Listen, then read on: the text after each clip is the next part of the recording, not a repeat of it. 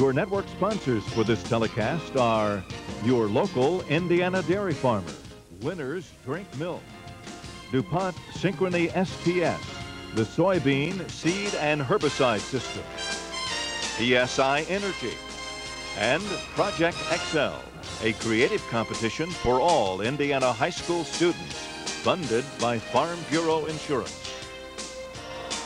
Yesterday was the biggest shopping day of the year. Today there are some 20,000 plus fans who've come downtown Indianapolis. They're going shopping, not for that Christmas gift, but for a 5A state football championship. The Knights of Castle High and the Indians of Portage High School will do battle here this afternoon.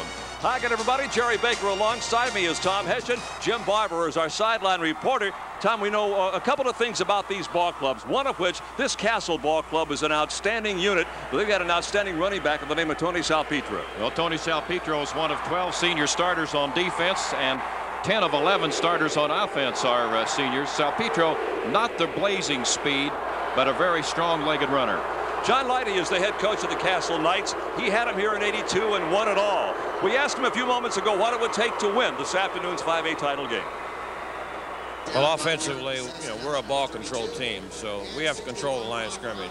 We're primarily a running team. We like to run the ball inside the tackle, so we have to have good success running the football on first down, put our big bodies on their smaller bodies, and see if we can't sustain a good surge up front. That's an offensive key for us. Defensively, we got to handle their quickness. They have a lot of formations, good receivers, just a good offensive scheme. So their team speed is what we have to handle as far as our defensive package goes. Portage just might be the surprise team in the state this year. They were not even ranked in the top 10 of the preseason polls, but they're 13-0 with seasons in coming into this afternoon's title game. They have a young man named Joe Christian. Tom, tell me about him. Well, Joe's a major concern right now for the Indians. He's going to be out there this afternoon, but he hasn't been healthy throughout these playoffs. He played sparingly last week. He's going to get a go today. Look at his impressive stats. They need him. This has been quite a year for Craig Bazia, the head coach of this Portage ball club. In his first year as a varsity head coach, he brings them all the way to the finals here at the RCA Dome. We ask him the same question. What's it take to win this afternoon's game? Defensively, obviously, it's going to be to control their front five. They're just a tremendously powerful offensive team. It starts with their line. We're going to have to do a good job of taking care of their tailback and containing their quarterback. Offensively for us is just to stay on the field. We feel we've got a very balanced offense. We're going to have to do some things to mix it up, both run and pass, and keep our offense on the field.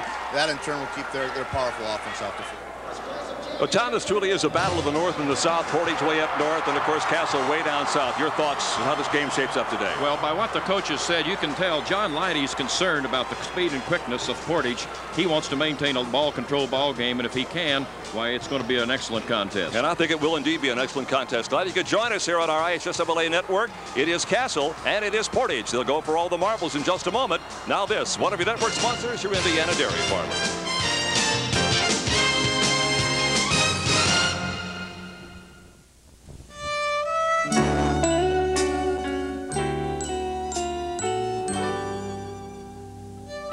Your Christmases be white. Ice cold milk. Help yourself. Let's go out to the kitchen. Let's go out to the kitchen. Let's go out to the kitchen and have ourselves a snack. Ice cold milk. Help yourself.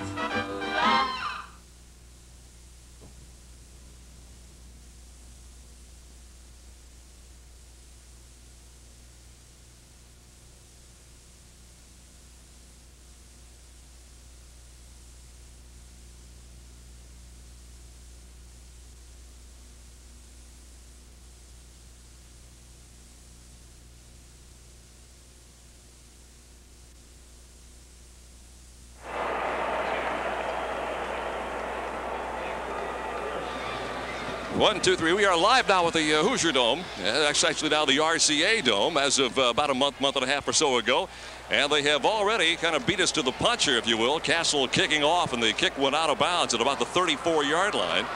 So the officials will bring it in. Jason Hall's kick was not particularly impressive. So Portage will go to work now at their own 35-yard line. An impressive ball club is Portage, size-wise.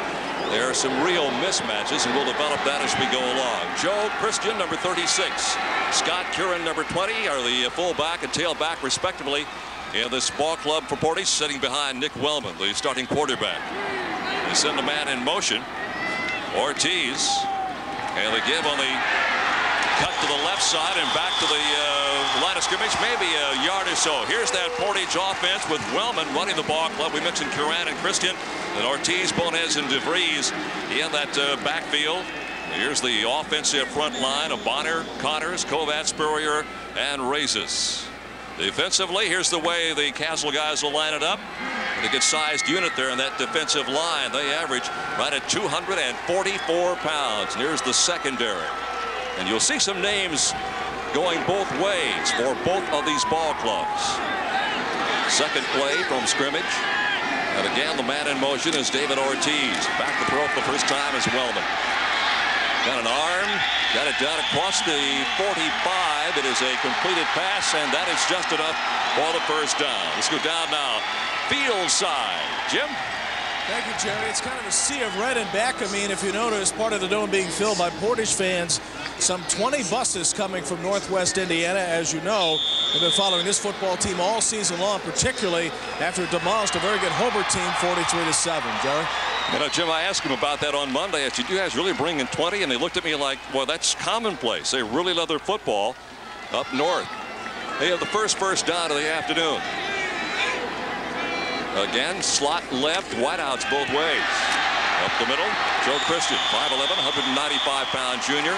He is right out on the Indianapolis Colts big horseshoe right at the middle of the field, 50-yard stripe. And here is Wellman.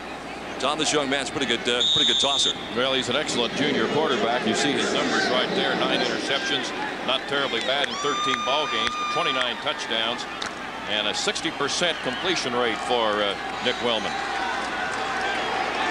It'll be 2nd and 5. The ball right on the 50-yard line. Call it 6, but it'll be a very short 6. Here's the give to the lone running back. Squirts the left side inside the 45. Down to around the 42 or 3-yard line is Scott Curran. And that'll be another first down. I think one of the things we see right there with Curran, a one-back set, they're not going to use Christian on every offensive play. They're going to put him in there sparingly, and they go to the one-back set. Curran is there, and here he is. 5'6" only and a junior, but look at the quick feet. Got off the left side, and he got around the defender there, Sean Hum. Portage, a ball club that really found its legs early in the season. They won the first game of the year against the #2 team in the state preseason-wise, Lake Central. That's when they decided they might just have something. They won't get much this time, though, as the ball is carried right to the 40-yard line. And a whole sea of the white shirts of Castle High School come roaring in there. School colors are blue, gold, and white for Castle. Portage is red and white. So they'll get about a yard. It'll be 2nd down and 9. Well, they brought Ryan Bonner, the backside tackle, and also the guard Sean Connors on that. But good job defensively on the opposite side by Hum and Pat Mays. Portage had to play Lake Central again in the regional. At that time, Lake Central was ranked 8th in both the coaches and the AP poll, and they handled them by a 21-7 score after winning the first meeting 27-24. And we'll get a timeout here as Portage wants to rethink things. We're about 3 minutes into the football game, and it's a 0-0 score as Portage takes the timeout. We'll be back now. This from Project XL.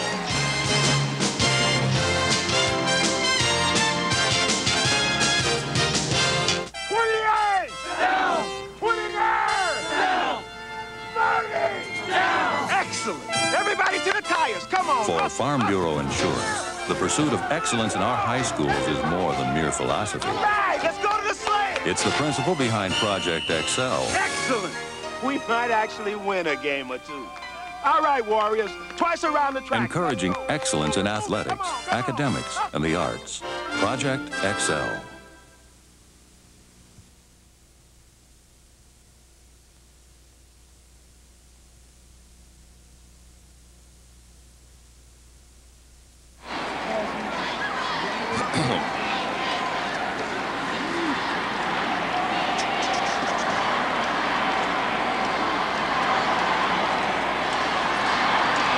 One, two, three, four, five. 1, 2, 3, 1, 2, 3, 4, 5. 1, 2, 3. Yeah. Back at the RCA Dome, Jerry Baker along with Tom Hessian. And already Portage is up to the line of scrimmage. It is a 2nd down and 9. They picked up a couple of first downs already in this early drive. First pass by Wellman. He's got a flanker man open, and Ortiz. He gets a couple of more yards. Hit and knocked down right in front of the Portage bench.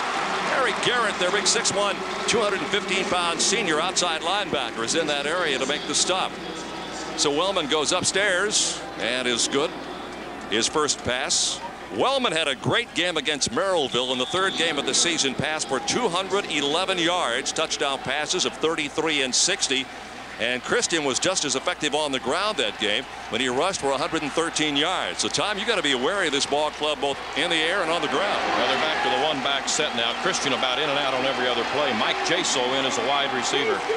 That's Ortiz at the bottom of your screen. They got trips to the right side, and there's a flag. Well, it looked like the Castle man on the other side, Sean Hum, started to come. Let's see. Yeah, I think he's in the neutral zone. There is 73 on your screen. I'm not sure he's the one that violated it. All right. Hum was up, and then I think maybe he got. You can't get back in high school play. If you're in the neutral zone, then the flag is going to be thrown immediately. Tim Hall has come in now as a substitution. Neither of these ball clubs is particularly deep. They don't run a lot of subs, and as I mentioned early on in the telecast, they will go a number of players both ways. So if you see them out there offensively and defensively, that's not a mistake. That's the way they go. Well, Jeremy Miller's in at a nose guard now. They've gone to a 5-man front on this short yardage situation. They set up the tight end to the left side, put the man in motion. Ortiz again, give to the tailback. He's hit right at the line of scrimmage and may not have made it. Well, that's Joe Christian, and he is really not up to par. You can tell the way he tacked the line of scrimmage, and a good surge by the right side defensively, along with the middle linebacker Vince Leidy coming. Saw Jeremy Miller, number 67 on your screen. He also in there defensively. Bill Castle, here it is again. Well, Miller was in on that play. Look at big 83, Jeremy Johnson, along with Vince Leidy. Both of them are all over it. Miller, or Johnson, is 6'7", 277. Well, we mentioned they have some height. There's a good look up close and personal. Jeremy Johnson, 6'7", 277. Their defensive front four averages 244 pounds. Big 4th down play, and I think Christian has it this time. They'll get the first down, 3rd first down of the drive. And the clock showing 7.5 minutes to play in this first quarter, and so far it's been all Portage in command of this football. Portage High School up north in the Duneland Conference. Colors red and white, an enrollment of about 2,800, about 2,719 in their 4 years. Larry Casman is their AD. Dr. George McKay, the superintendent. Forrest Road is the principal of Portage High School. They do have the first down, as Tom suggested. The clock is running with 7:18 to play. Well, they've got a double slot here and one running back. That's Scott Curran. Curran gets the football, gets a big hole over the left side, dances inside the 20, down near the 15, struggles, may have caught the 15, indeed is shoved inside, down to the 14-yard line. Great run by Scott Curran that time. Well, one of the problems that Castle is going to have when they get the double slot, and we're going to show you the double slot right here, they've got people spread out, and you see the backside guard and tackle, and here comes the tackle, 74 Ryan Bonner. And what they're trying to do is get Castle spread to defend the field laterally, and the quickness will make a big difference. And Curran just following Bonner right in. A good block by Bonner on the middle linebacker, Leidy. 10th play of the drive coming up, and they started back on their own 35-yard line. And again, they send Ortiz in motion. Again, they give the tailback. Christian will dance down to the line of scrimmage, and not much more there. When Christian is in the ball game, they're going to go with a 2-back set. Tom, is that to maybe hide him just a little bit, if you consider the injury possibility? Right there. Watch him walk off the field here, trot a little bit. He's not up to par. He's a tremendous athlete. He's 5'11", 195-pound junior. Kind of a fiery type player, but he's got a problem with that leg. This time they have sent David Ortiz way out of your picture to the right of the screen. They have wideouts both ways. Slot man to the right, and they put another man in motion this time. Back to throw is Wellman. Wellman got the pass away. It is tipped and almost intercepted. Nice defensive play in there by Andy Southworth. Going for Ortiz, who I mentioned is slotted, had split up wide to the right side. When we talked with Greg Buzia on Monday, Tom, he mentioned that they have been hampered by injuries, not as you mentioned, just to Christian, but to other players throughout much of the season. Well, they've had a problem, and they deserve a lot of credit through the playoffs here with Ortiz, one of the better athletes on their roster, number 45. He's coming off to the left here in the alignment. He's had to just serve as a decoy in their regional championship game. Wellman is 2 of 3 for a dozen yards. He'll try to put it up again. And he's got company, and he is going down. Great defensive pursuit by this Castle Ball Club. And Patrick Mays, a 6'3", 225-pound senior who plays one of the defensive tackle slots for head coach Leidy. And take a look at this again. Terrific effort. A little bit of a loop inside, and he gets away from number 56. The lineman trying to block him.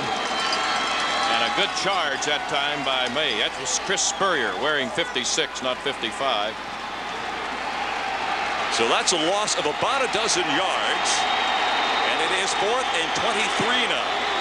Here into the backfield. Wellman's going to throw. He's lobbing it toward the end zone. It will be knocked away, which is a wise decision on 4th down. Otherwise, they bring it out to the 20, so they'll get some yardage there. Castle will get it for the first time, and we come back. Let's pause for this from DuPont Synchrony STS.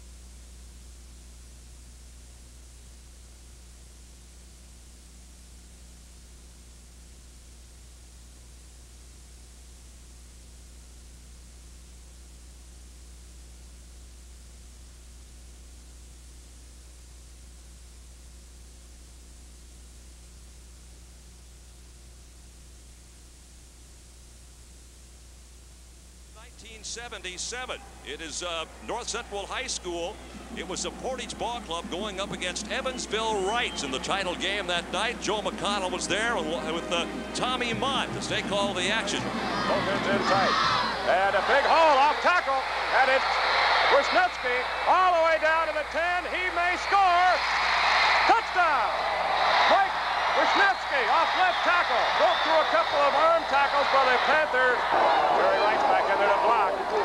Play action fake. A pass downfield. And the man is open. It's Kelly Campbell. He's going to score. Touchdown. And he's staggered into the end zone. The play action fake on the power eye right. He was 10 yards behind the nearest defender. The ball was underthrown a bit, Coach. But final score of the year was 33-14. Les Klein's Ball Club was 12-1. AAA was the large school classification. That's the one they won. Jim Barber, you had a comment. Jerry, that was a great Duneland Conference run there. That capped 3 consecutive championships by the same conference. Maryville in 75, or rather in 76, Valparaiso 75, and then Portage in 77. And to top that off, the team that won it in 75, the Vikings, used a single wing offense, Bake. Yeah, that's still a tough conference up there. Here's the Castle offensive lineup. Yeah, that's the coach's son, Vince Leidy, number 11. Tony Salpetra. We'll see a lot of him, and Matt Thomas, Southworth Clark, and Alan Leidy. Yeah, that's the other coach's son. And here's that front line, the offensive unit of the Castle Knights. They've got some size, but again, there are some mismatches along that offensive and defensive front. Here's the quarterback keep. Maybe a yard, maybe not that much. Here's the defensive unit now for Portage with Kovats, Palachuk, Putman, Bonner. There's your linebacking core. And here's the secondary.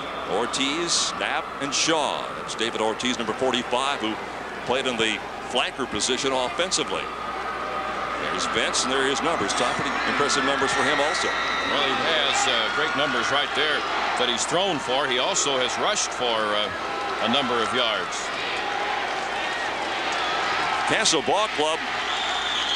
Now here's a timeout taken by Castle with 4:01 to play in the first quarter of this ball game. Castle wants to talk things over. Still no score. It's the first possession of the afternoon for the Castle Knights.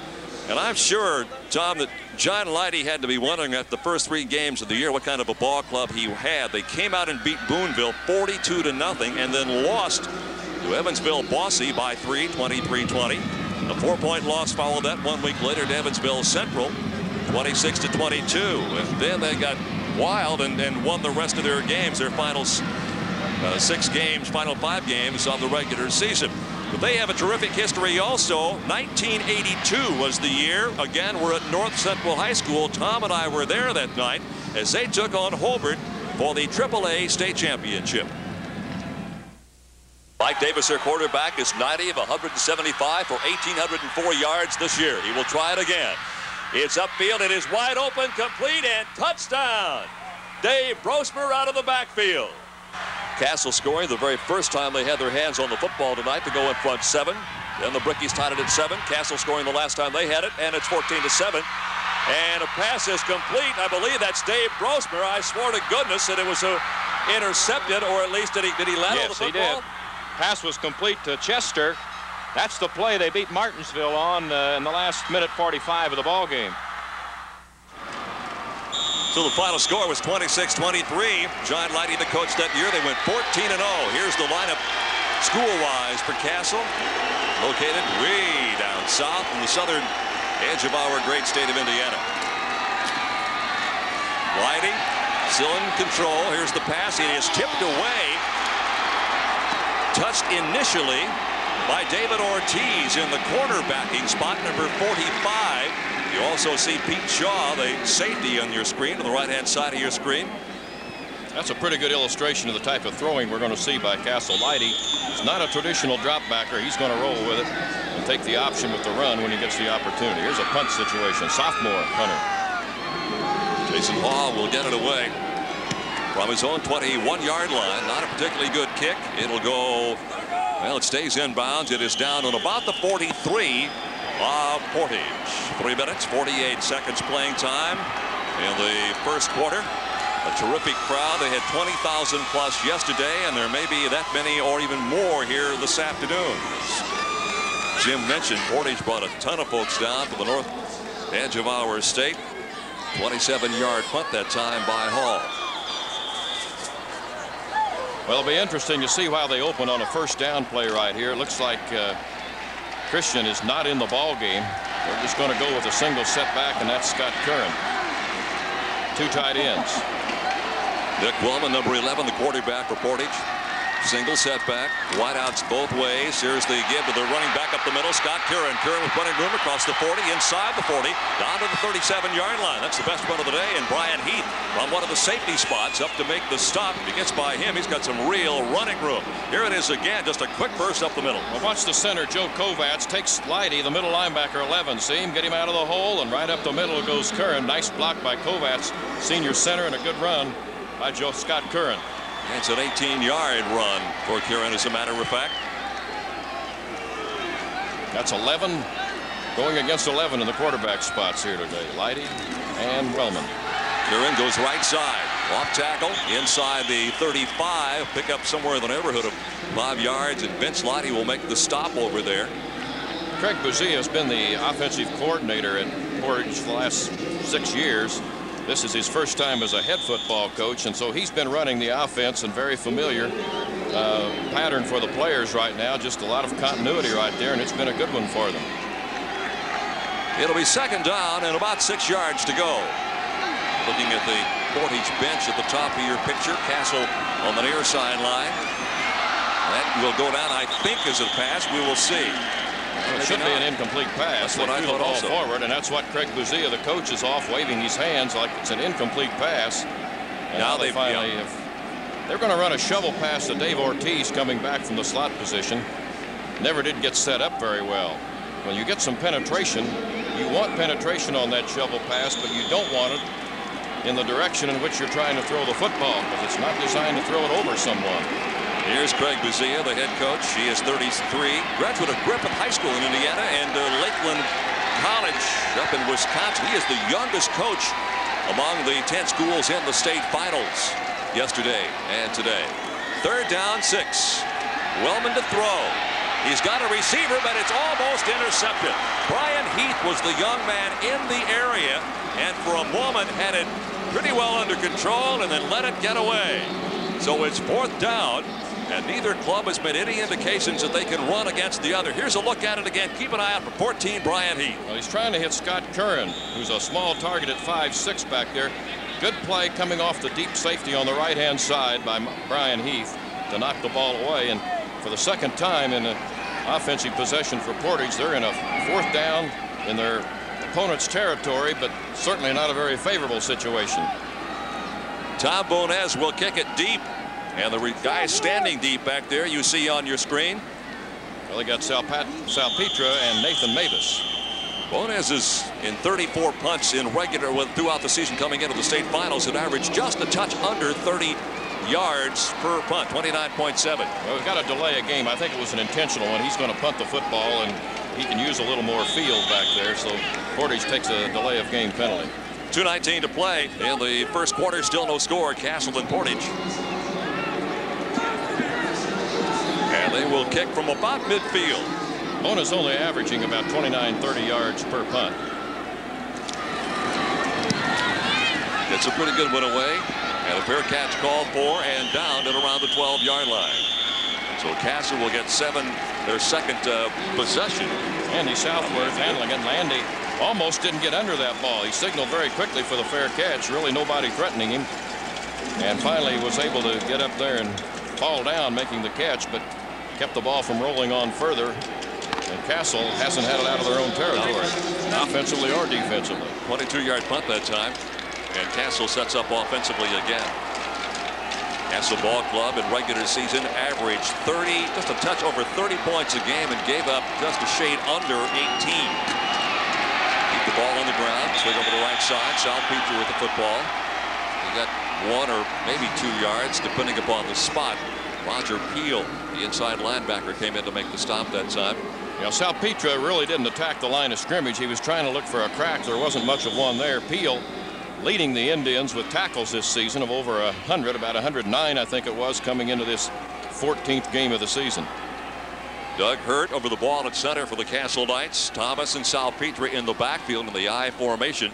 Thomas is the up back. This time Lighty will throw. He's got a receiver. He curls back and actually lost maybe a couple of yards on that curl back. We'll see where they spot it down. It's going to be 3rd down and somewhere in the neighborhood of 7 or 8 yards. They will put it just across the 20-yard line. Jim Barber again down on the sidelines. Jerry, you've been talking about Craig Buzia. His game plan very simply was this: try to keep the team offensively on the football field as long as possible. So far, Castle's time of possession just a little over 1.5 minutes.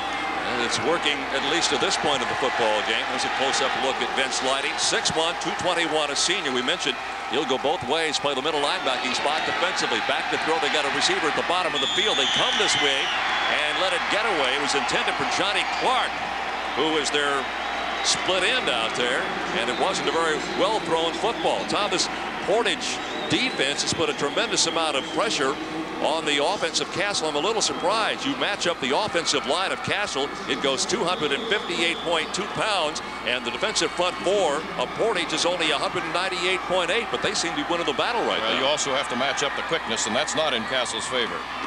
Here's the second punt of the day. The first was a 27-yarder for Jason Hall. This is a whole lot better. In fact, it takes a Castle bounce. It is fielded and finally brought down on the 38-yard line. Ortiz knocked down at the 38. That's where Portage will go back to work again.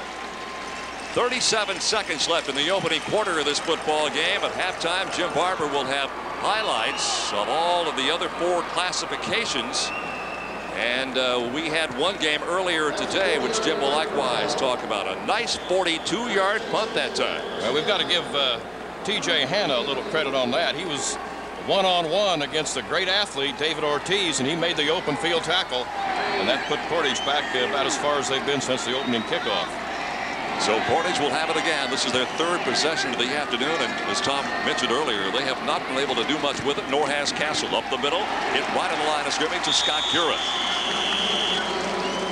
Both defensive lines appear to be very impressive here today. I mentioned the matchups. Portage's offensive line at 225 and The defensive front four of Castle at 244, so that is in your face. Good job that time by Vince Leidy. There's a timeout taken. That's Into the end of the first quarter. Still no score. Nobody's doing much with the football. We'll be back in a moment. One of your network sponsors is your local Indiana Dairy Farmer.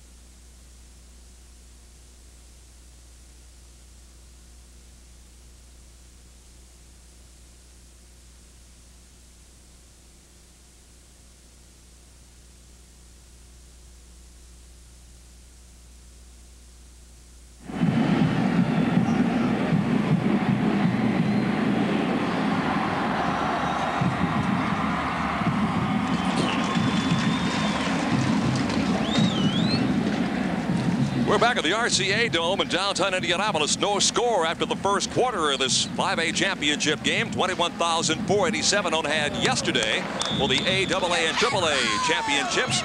It was somewhere in the vicinity of 40,000 or so today. Last year's state final set attendance marks of 23,072 for the opening session, of 43,702 total for the 2 days combined. No score, second quarter just getting underway. Back to throw on first on second down, wide open man, caught Kieran out of the backfield. Kieran's got some running room inside the 40, 35, on he drug out of bounds about the 33-yard line. That's the best offensive play of the day by either ball club, and Vince Leidy, number 11, was in that area. And take a look at Leidy going to work. He goes both ways, offensively and defensively. Well, he's dropping back here. This is the only man they didn't have covered out of the backfield, and he is the linebacker, and it's his coverage, but a very tough coverage for Vince Leidy. They had him spread across the field, forcing him to go man-to-man, so they had the wide receivers and the slot men covered with four backs.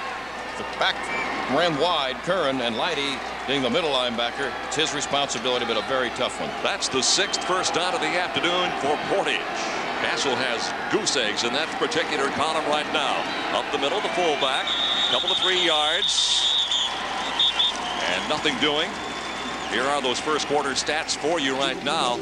You see the yards rushing. In fact, Tom, up and down the line, it's Portage winning on the statistical side of the ledger anyway. Well, they have, but on the scoreboard, it's still 0, and Castle's trying to fight him off here. That was Joe Christian carrying the football, still not very effective. He's in for this play also, but he missed the last 2 series.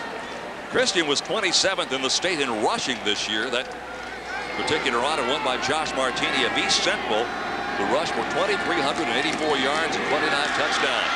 Quick hitter over the right side, inside the 30, down near the 25, and falls forward into first down territory. I don't think he got it. They'll spot it at about the 23 or 24-yard line. He's going to be a couple of yards short. Doug Hurt is the guy in the area. You see Scott Kieran right there on your screen.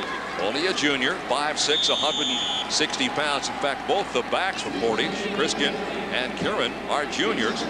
Their split end starter is a junior, and their tight end is a junior. So, Tom, their theory was that Portage we're building this year for next year. They're a little surprised to be here. Yeah, they're pretty well sprinkled out throughout their club with juniors, seniors, and a sophomore or so.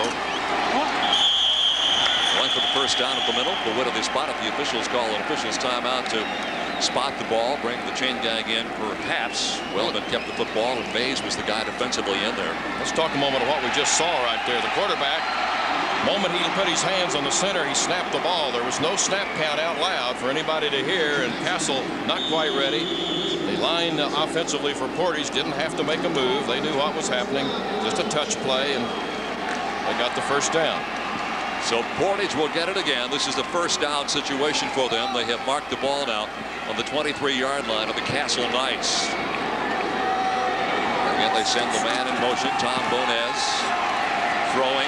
It is complete to David Ortiz, the flanker back. Maybe 5, maybe 6 yards. Matt Holwager, number 20, the cornerback, is in that vicinity to make that stop. And here comes again Well, they're in the double slot, and they get the man in motion you see there. That puts one-on-one back to the left. Ortiz, the good athlete, against Holweger. Holweger does a good job right within his sights. When that ball's up inside like that, it's tough for the defender to get around, and they pick up yardage on that first down play. Scott Curran is the single setback now for Portage. Indians, they're going to come to the slot man to the right side. They came to Ortiz. He was sandwiched, and that throw that time by Wellman was a little bit dangerous because he had double coverage over there. Well, kind of trying to set up similar type situation. The man went in motion away from Ortiz again, only this time instead of running a little curl, he runs a slanty and right into the defense, as Jerry said, and you see him coming from the deep side and from the back side, and not much room to get that pass in. Tim Hall has come back into that offensive linebacking core for Coach Leidy. 9:29 to go in the first quarter of this first half of the football game. No score yet. They may look for the tight end here. They instead run the screen pass and got it to Ortiz. Ortiz in for the touchdown. A 17-yard touchdown pass from Nick Wellman to David Ortiz, the flanker, and they've got the touchdown on the screen play. Very well executed, Tom. Well, very tough play to defend when you set it up well. They ran the screen in the middle with the wide receiver coming down inside. They took their tight end, DeFreeze. You see him near you right here. He takes a flat outside banana route, and here comes Ortiz back to the inside, and he takes it straight ahead toward the goal line. And we have a score here in the second quarter. Tom Bonez will try to add the point after for Portage.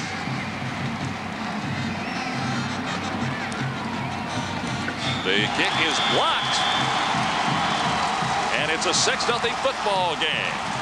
Clock shows 9:23 to go. We're in the first half here at the RCA Dome. And finally, it's Portage on top of the Castle Knights. Let's pause now for these messages.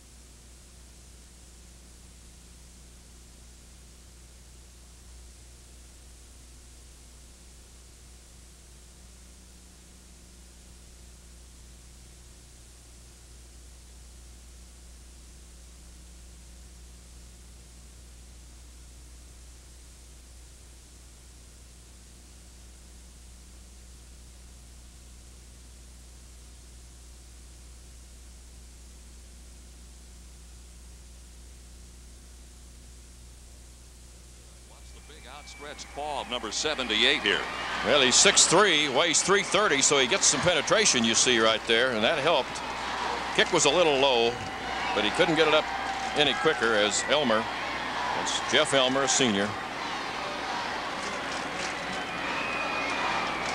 Scoring drive, 8 plays for some 62 yards. Took him 3:14 to get the job done. Wellmer to Ortiz, a 17-yard pass, and we'll kick it off now with Portage out in front. 6-0. And Castle will get it, bring it out across the 35, 40, out near the 45-yard line. I'll tell you what, Jim Barber, it's a major miracle, I guess, that these Castle Knights are even here for this championship game this afternoon. Jim was, like a lot of us, a bit surprised when Castle came out of nowhere to beat the Carmel Greyhounds last week in a drive that went 89 yards in 89 seconds.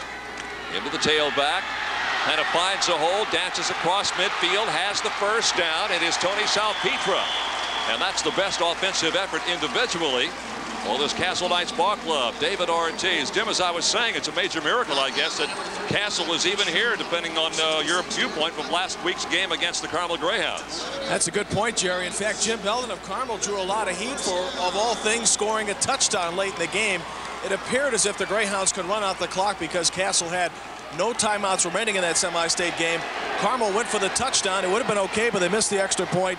Castle came down, got a score and a two-pointer to win it. Strange situation when you don't want to score, and that's precisely what Castle wanted them to do. Here's another run up the middle by Salpetre. That first down of that previous run by Salpetre was the first down of the day for Castle. Roger Peel defensively making that stop. And second down 5 with 8:05 to play in the first half. Pretty typical runs by Salpetre, as we said, not just great burning speed, but he picks his way well, very strong legs. And it's a 2nd and 5 situation for the Knights. Salpetre rushed 280 times for 1,927 yards. That's an average of almost 7 yards per carry. It's pretty impressive. Southworth is the man in motion to the top of your screen. And there's a flag. Well, in the neutral zone is Jerry Putman. See him on your screen, number 66.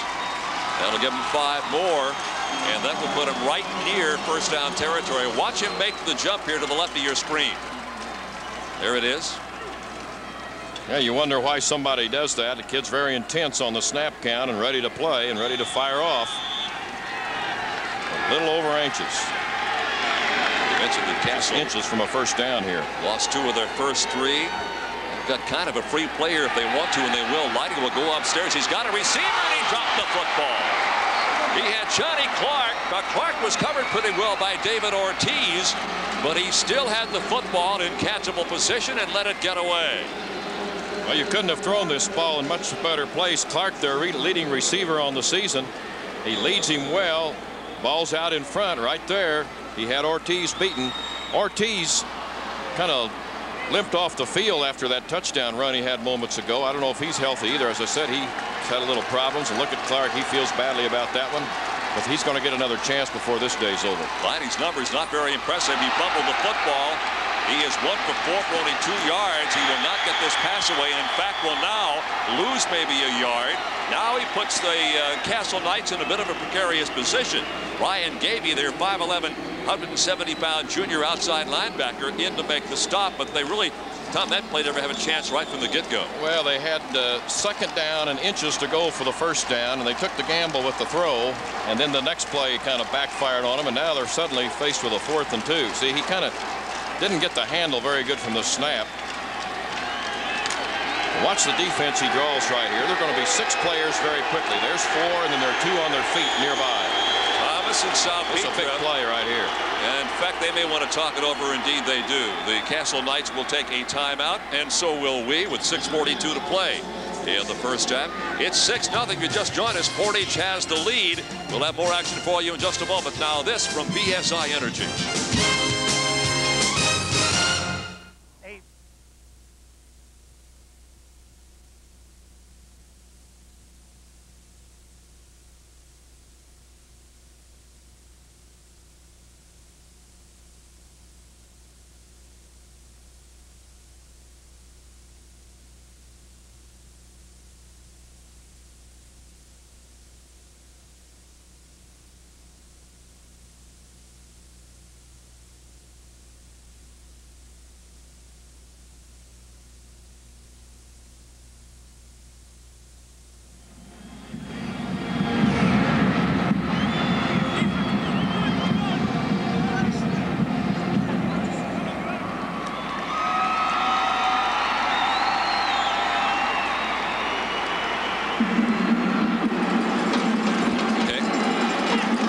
ISO on Lighty, number 11.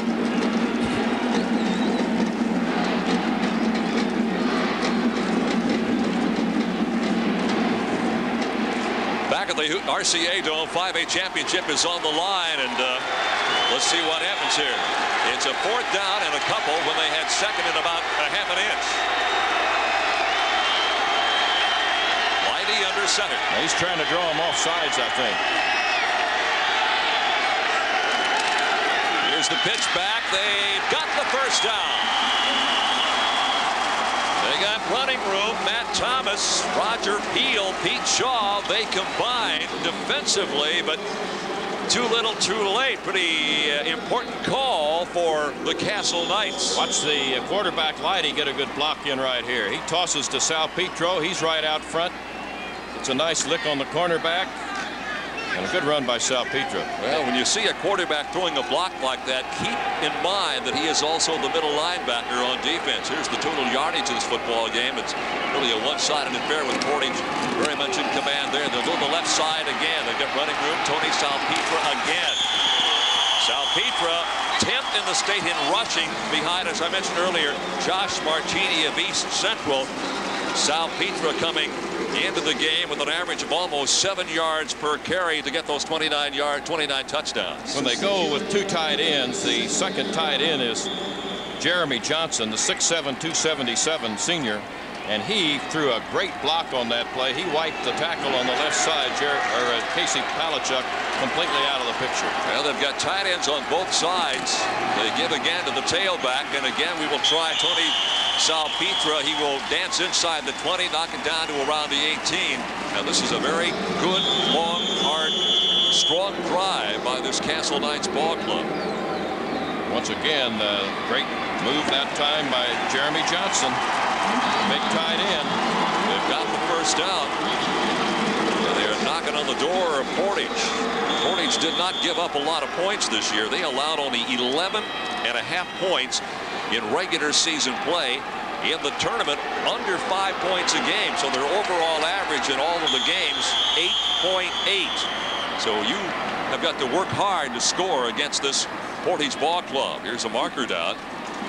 Here's the Castle coaching staff. John Leidy, 49, graduate of Newton, Illinois High School and the University of Evansville. The penalty is against Portage. They'll mark off 5 more. John, wife Nancy, and of course his children, Vince and Alan, both of them members of this football squad. High formation. The keep of the quarterback running. He has got one man to beat and doesn't get it done. Nice defensive play at about the 2-yard line. Turned in by number 35, Pete Shaw. Or we've got touchdown city with Vince Leidy on the keeper that time. Well, that's a typical role. Leidy does that extremely well. We're going to see right here, he's been going consistently. Watch Jeremy Johnson, the end. He's got 74 pounds. That's Bonner this time tied up. It's a one-on-one right there between Pete Shaw and Leidy. Here it is one more time. Here we come with Leidy. Here comes Pat Mays getting a nice block on Ortiz. Just a great block by Mays. And then Pete Shaw, the sophomore, trying to make the tackle, gets run over a bit. And Ryan Bonner, 74, the defensive tackle, is on the field momentarily. One of the things that I don't know, I think that Portage is a little concerned with right now. Castle, the last couple of plays, has gone into an unbalanced line. But what has happened, they've kind of shifted that way, and they've run back to the normal side in both instances to the left. Let's take a look now with this young sophomore, 6'2", 220, 230-pound Ryan Bonner to the right of your screen, number 74. There he is right there. Well, that's Jeremy Johnson, the big kid, 277, tight end. He's done that the last 3. That's what got Salpetra loose a couple of times. His fine blocking. And Ryan Bonner, a sophomore, he has 4 sacks on the season. He's been a good defensive end for these Indians. I mentioned earlier in the telecast that neither club goes particularly deep personnel-wise. Now, we were told that Mike Little, a 5'11", 160-pound senior, number 31, would come in and fill in along that defensive line. So we'll see what happens there. Looks like Ian Pittman to me that's lined up here. Very possibly, Tom. They've got only a couple of guys on that humongous roster that will actually see any kind of playing time today. And there he is on your screen, number 67 for Portage. Ian Pittman, 6'1", 175-pound junior, in on this goal line stand. First and goal. 5:23 to play, first half, the RCA Dome. And now there's a flag again. And we may, they're kind of pointing toward Castle. It's going to be a procedure, I think. Oh, man, what a big penalty that is. It suddenly becomes, it's still first and goal, but instead of being on the 1, they move it back to the 6. Well, that is a real damaging call for you in that situation. When you've got 4 chances from a yard away, now you're back at 6 yards, and that's going to change a little bit as Garrett's going to return to the lineup for the Knights. They got Barry Garrett, 6'1", 215, a senior. He'll come back into that lineup. We'll see how they line him up. Coach John Lighty. Well, they've got an unbalanced line to the right again. Salpetra is the deep back in the I formation. Quarterback keep, and a football is loose, picked up, I think, by Castle. I think the Knights made the recovery. Well, they did. And they may have gained a yard or so on the fumble. Yeah, a great hit by Dave Ortiz. And then I think Sean Hum got on the football. It was either he, Tom, or Jeff Elmer, number 78. Let's take a look and see if we can see it again. Well, here comes Lighty, and you see Ortiz making a good hit, the helmet right on the football. And it is 78 on the recovery, Jeff Elmer. And he's made a couple of big plays, blocked an extra point, and kept them alive on a score here. This is the 10th play of this drive. Salpetra in for the touchdown. Tony Salpetra in for the touchdown, and it's a 6-6 football game. Tony Salpetra was outstanding on that drive. We mentioned that he was 10th in the state in rushing. He is also 5th in the state in scoring, behind Chris Stewart of North White, who was number 1 with 206 points on the season. And that's a good, strong drive by the Castle Knights.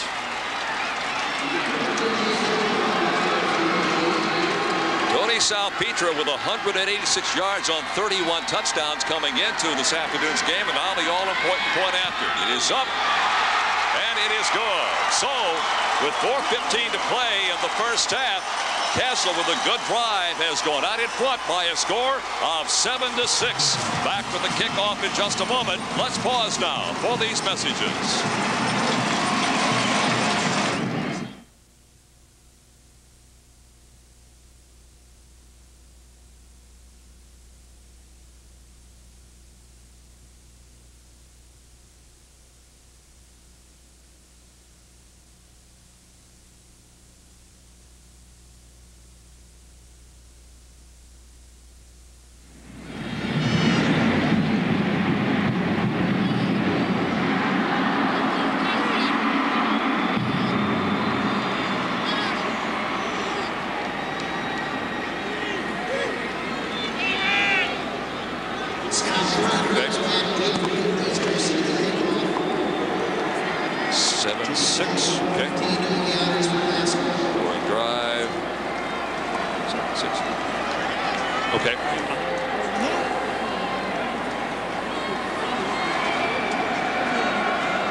To Jim, right?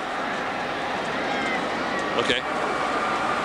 Here's a look at that touchdown again that gave the Castle Knights a 7-6 lead. Well, Tony Salpetra gets the handoff. Look at big Jeremy Johnson here, balking outside. Ortiz in the end zone, can't be effective there. And the touchdown for the Knights. And the extra point put them ahead. 4:15 to go on the first half. Impressive run by Salpetra. Impressive drive with the Castle Knights. Here's the kickoff. It is a short kickoff that will go out of bounds at the 27. And that's the kicking game has not been very impressive for either side of the line of scrimmage so far today. Well, it's going to be put in play at the 35-yard line by the Portage Indians. Here's the scoring drive now with the Castle Knights this afternoon. Their first foray into the end zone. 10 plays, 56 yards. Time of possession 5:08. A couple of yard run by Salpetra. One after was good. 7-6 is your score. Wellman 5 for 10 for 61 yards and 1 touchdown for the Indians of Portage High School. Little things, Tom, like a point after. You wonder if that's going to come back and haunt the Indians. We'll see. Lots of time left in this football game. Single setback. Kieran's got the first down just barely as he crosses the 45-yard line between the 45 and the 46. Mark it across the 45. It'll be a first down. The little guy right there has really picked his spots here this afternoon.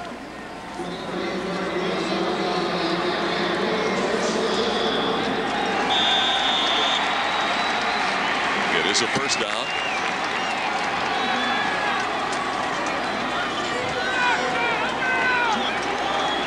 Kieran now with 8 carries for 69 yards in this game on his way to a good afternoon. Delay in the backfield.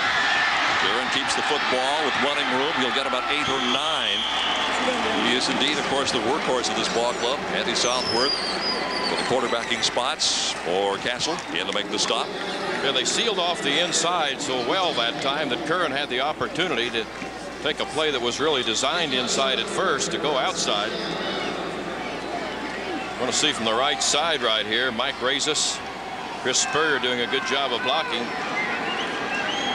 I'd also mention that into the ball game is Jeff Knapp, number 70, replacing Ryan Bonner at offensive tackle for Portage. Second down and a couple. Back to throw is Wellman. Oh, he's going to go for it all. He's got an open receiver, and there's a defensive man in the area, but simply overthrown. The defensive man was Brian Heath, number 14 on your screen. And there's the intended receiver, David Ortiz. David Ortiz, we've talked a lot about him today. Let's go down to the field now. Jim Barber has more on this young man. Jerry, not only is David Ortiz a Mr. Football finalist here in the state of Indiana, he's a bit philosophical about this game. Last week he told the Times newspaper up in Hammond, we're taking steps to the state championship. We've taken 13. One remains. That's here at the Dome coming up in this championship game. Yeah, he's an outstanding receiver, Jim. He's number 1 in the state now in receiving yardage. 54 catches, 1,078 yards. That is an average. There you see his numbers today. An average of 20 yards per catch. He had 16 touchdowns coming into this afternoon's game. Third down and a couple. They will keep it on the ground and bully it across the 45 near the 44-yard line. And that, if they mark it where it appears to be, will be enough for a first down. 3 minutes to go on the first half. It is a first down. Joe Christian that time. There he is, 36 with limited play here. A little bit banged up, but he got the first down that time. The defense of Castle, they're playing a couple deep zone people. That's Salpetra and Heath. They're kind of manning it underneath here with their linebackers and their cornerbacks. Portage has been dominant in the first down bracket today, 10-5. That was their 10th first down of the afternoon. 2:38 to play, first half. Wellman's going upstairs, and it is intercepted at the 7-yard line. The defensive man did a great job of cutting right in front of the receiver, and that is Tony Salpetra again. Take a look at it again. Wellman very slow getting off the deck here at the RCA Dome. Will get off the field. And there is number 21, the 5'9" senior. Watch him step in front of the intended receiver. Well, what we were saying, Ortiz is being played man-to-man underneath. You see 45 Garrett's trying to stay with him. And Salpetra and Heath are just playing a deep center field. You see Heath back there, 14. Pretty tough to get behind that because they have no responsibility other than to play the deep zones. Inside 2.5 minutes. Portage knocking on the door again.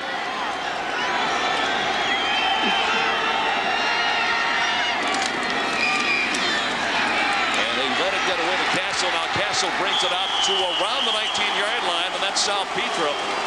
Doesn't spend a lot of time off the field, does he? Makes the intercept, then steps up and carries the ball for about 15 yards and enough for the first down. Well, you're going to see a lead block right here by Heath, or Mike Thomas, I should say, and Salpetra follows it well.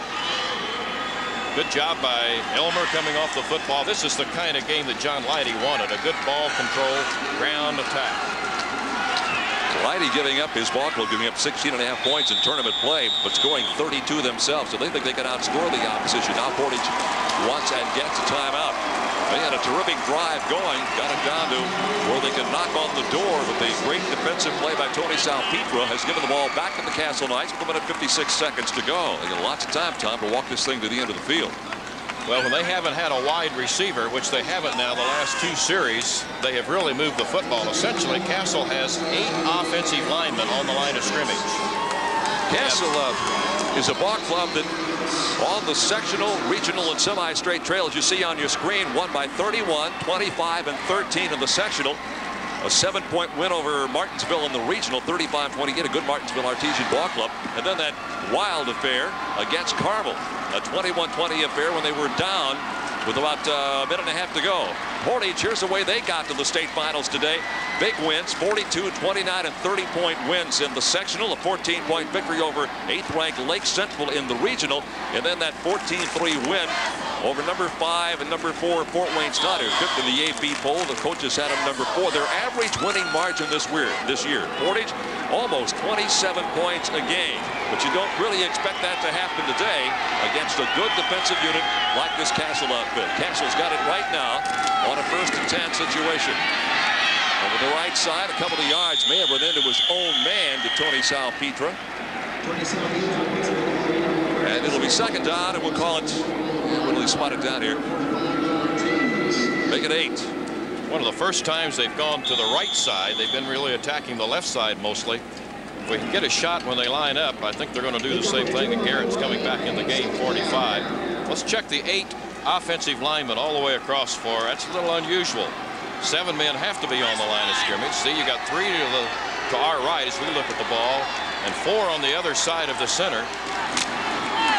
Gives you a lot of places to run. Salpetra again runs the football near the 30-yard line. Clock continues to wind down. Minute 10 to go in the first half. And again, at the end of the first half, we'll have a quick comment from one of the coaches. We'll have highlights of the previous 4 championship games and more for you. RCA Television Network.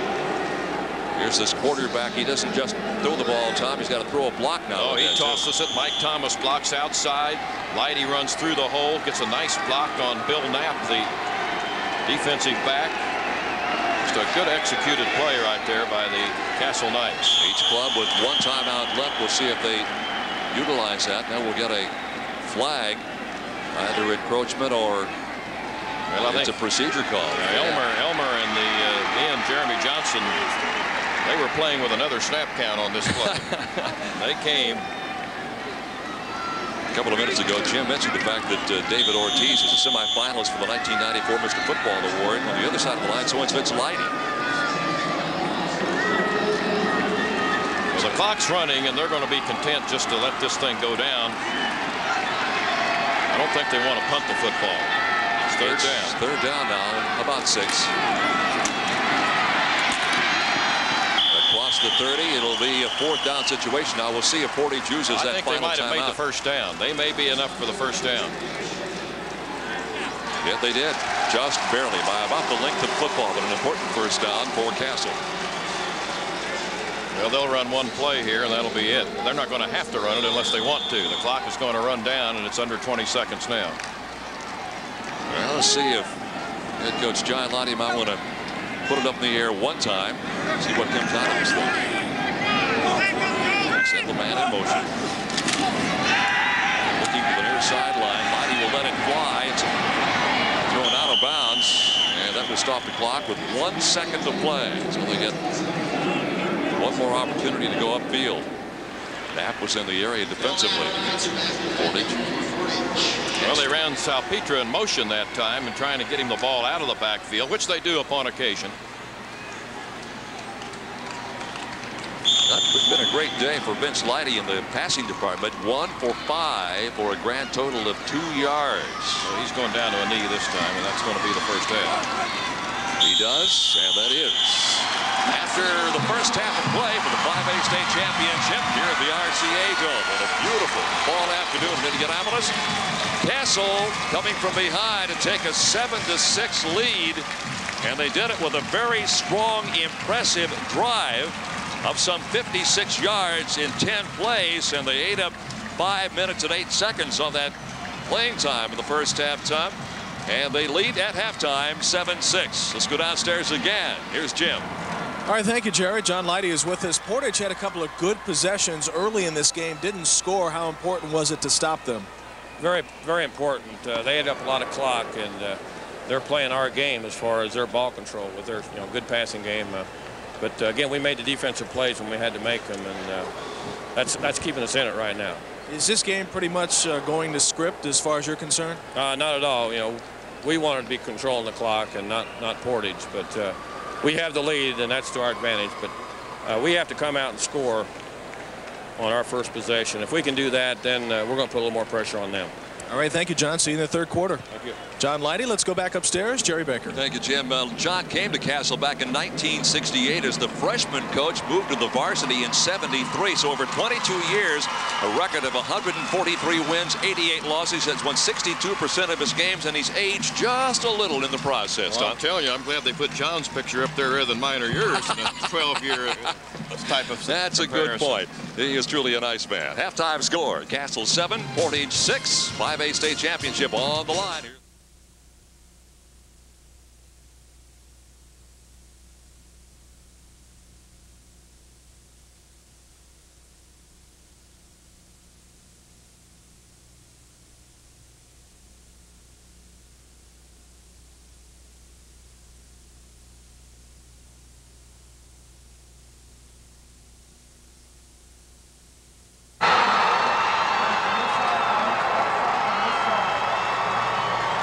Is hit on the play. Ball goes in the air. It's intercepted by Darren Baber.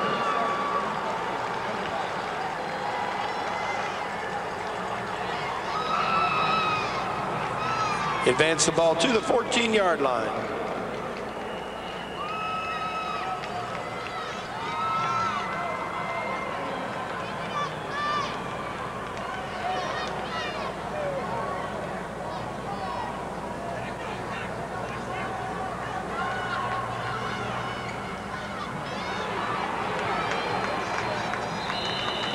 James Netherton on the carry around right in. Initial stop by Brad Timmons along with Ryan McCluen for the Hot Dogs. Ball's at the 11-yard line.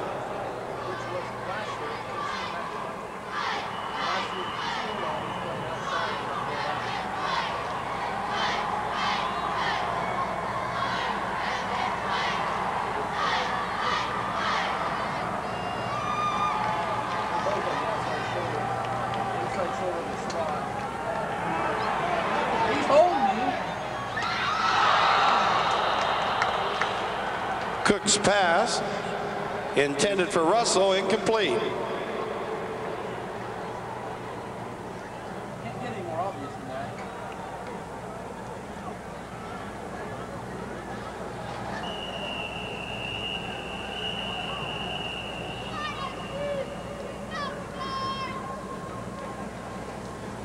Timeout, Hamilton Heights.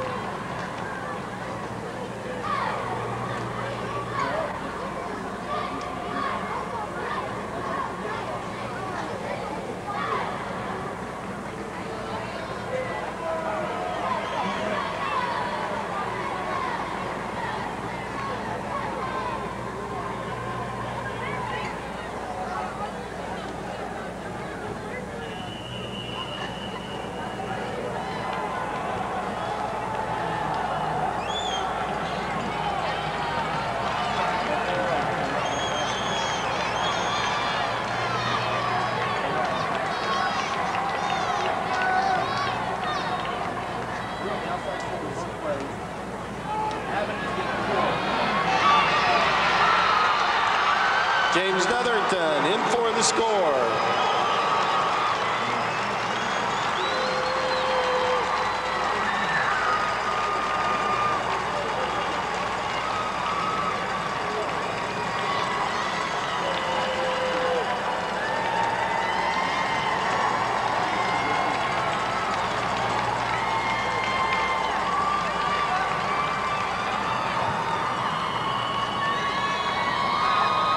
Matt Hope's kick is wide to the right. 5:27 remaining in the third quarter. The Huskies have taken a 17-14 lead.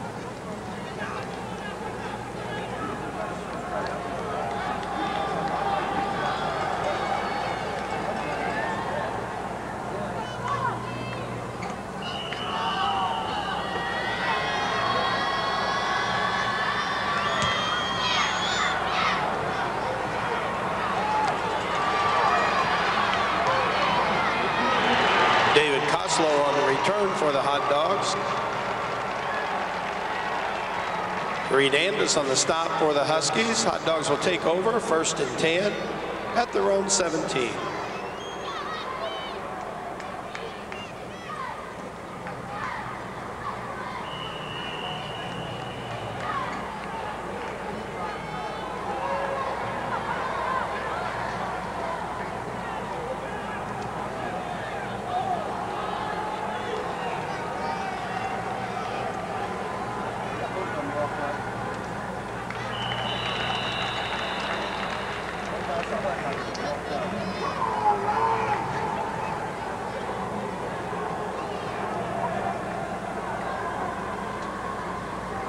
Damon Martin on the carry.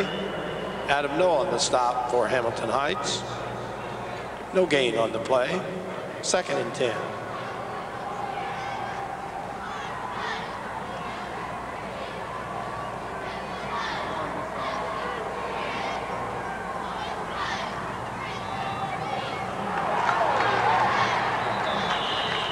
Brad Timmons on the carry. Tackled by Chris Knapp for the Huskies.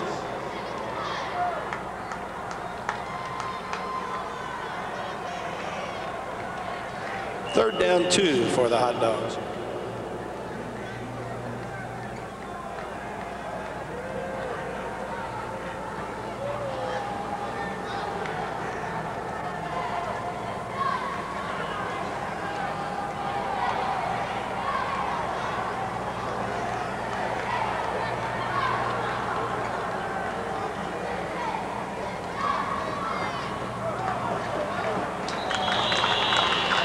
Ryan McCluen on the carry, drives the ball up to about the 30-yard line.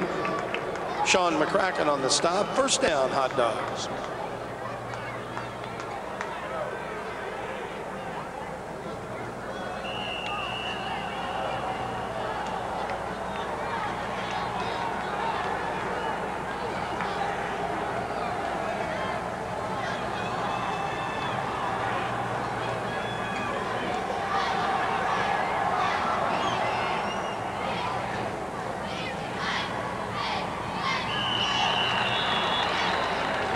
Damon Martin, Adam Noah on the stop.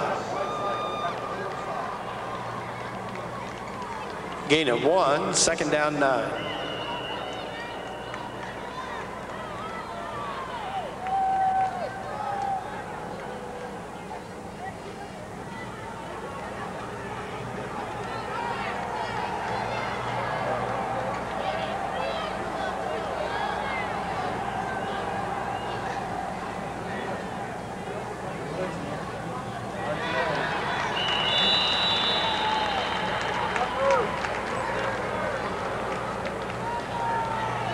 Ryan McCluen on the carry. Chad Flanders in on the stop. Gain of 1, 3rd and 8.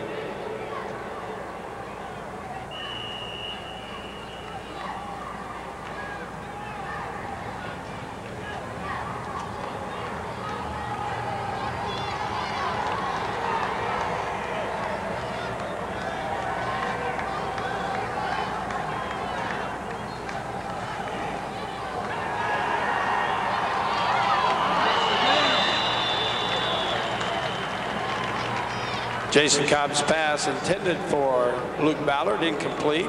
Brings up 4th down for the Hot Dogs.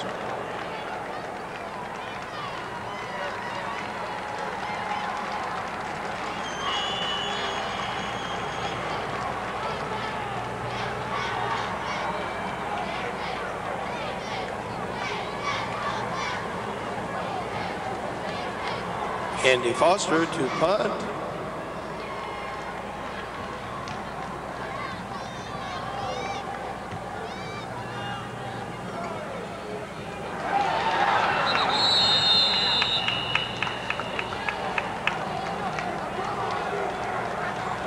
Chris Knapp covers Foster's punt at the 36.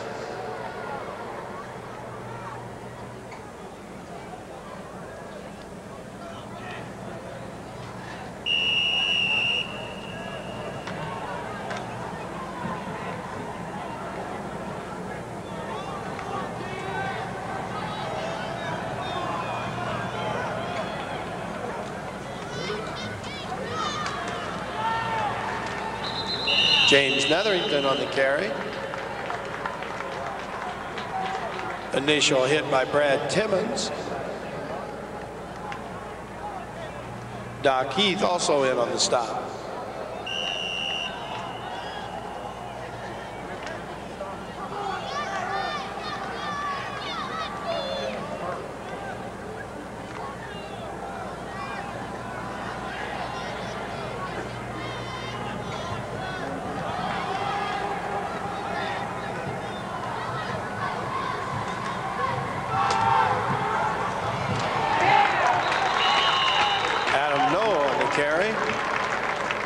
Sam Rakowski on the stop.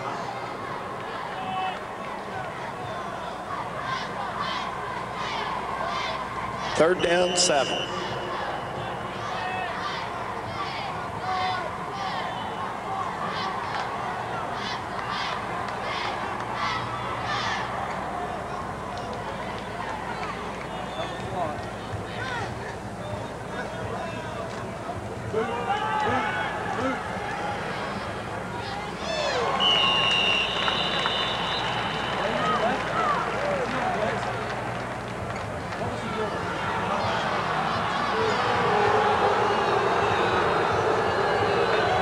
Russell on the reception from Cook. Stop made by Ryan McCluen. Officials timeout for measurement.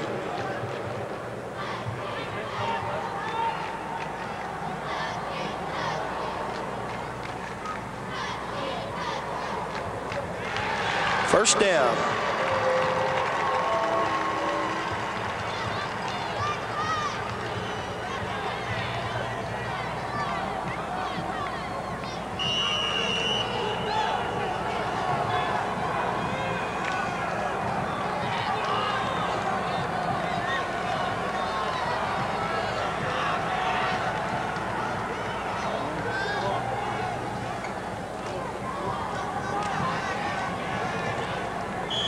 Jim Netherington on the carry.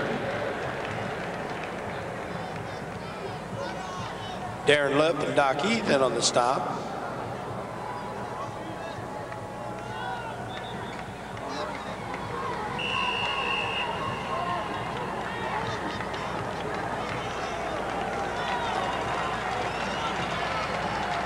That's the end of the third quarter of this evening's contest.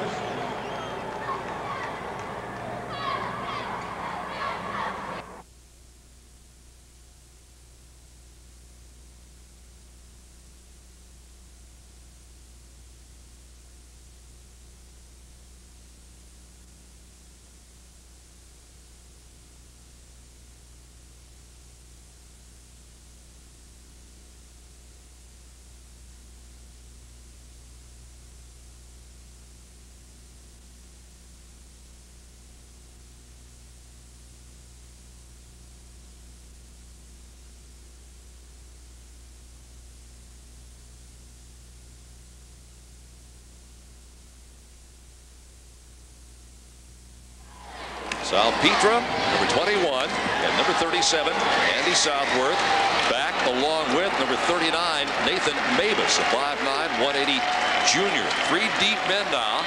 Here's the kick, heading toward the far side of the field, fielded on about the 15-yard line by Southworth. He gets to the 20. And a major collision there, and that's where they'll go back to work. He got a penalty flag down also. I think it's going to be an illegal block by Castle. But Southworth got a nice bounce on that ball, or they might be in real trouble here to start this third quarter. Quarterback comparisons for what they are worth. Wellman for Portage, 5 of 12 for 61 yards and a touchdown. Leidy for Castle, only 1 of 5 for 2 yards. But again, they have the 7-6 lead. Here is the penalty Tom referred to. It's a big one. Well, it's a clip. And I think the guilty party was number 21 for Castle. 20 Salpetra. Oh, yeah, Salpetra. He did. Those are those numbers on Wellman. 5 for 12, 61, no intercepts. So 7-6 your score with Castle on top, deep in their own territory. A defensive stop now by Portage would have a major impact in this football game. When they bring the runner around right at the line of scrimmage, maybe he'll get one really short yard. Tony Salpetre again. Casey Panachuk, the defensive tackle, that big 6'1", 185-pound senior, number 25, is the guy they credit with a stop that time. And there's a look at the defensive unit of this Portage Indian ball club. Yeah, Panachuk's been relatively quiet here in this first half, and he's been a very active defensive performer in that forward wall for Portage this year. In fact, he was third on the ball club in tackles. Tom was 75. He had 4 sacks over the season. Likewise, second high on the club. Out to the 20-yard line. Across the 20, 21, Andy Southworth. Southworth caught the football, tried to get a block out there from number 80, Lonnie Waller. And did pick up a few yards on the play. That's kind of a play that Castle uses to keep the defense honest. As you see right here, Waller comes in to be a blocker, and they throw to Southworth. He has a little problems getting the handle on it, but Waller's still looking for the man to knock off his feet. Kovac 61 at the bottom of your screen there, in on the defensive stop.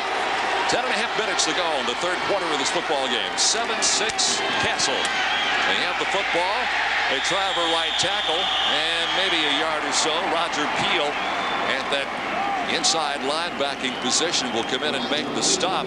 And it's going to be 4th down and time for the punting unit to go back to work now for Castle. A little bit different approach here to start this third quarter. They're running to the right after they've gone to the left. And they've done so this first series, at least, with a balanced line. Jason Hall will kick it away from about his own 15-yard line. Hall with 2 kicks, 33.5 yards. Had a great one on his second kick. And this one is fair catch call for down around the 43-yard line. So we'll take a commercial break and we'll return. One of your network sponsors, DuPont Synchrony STS.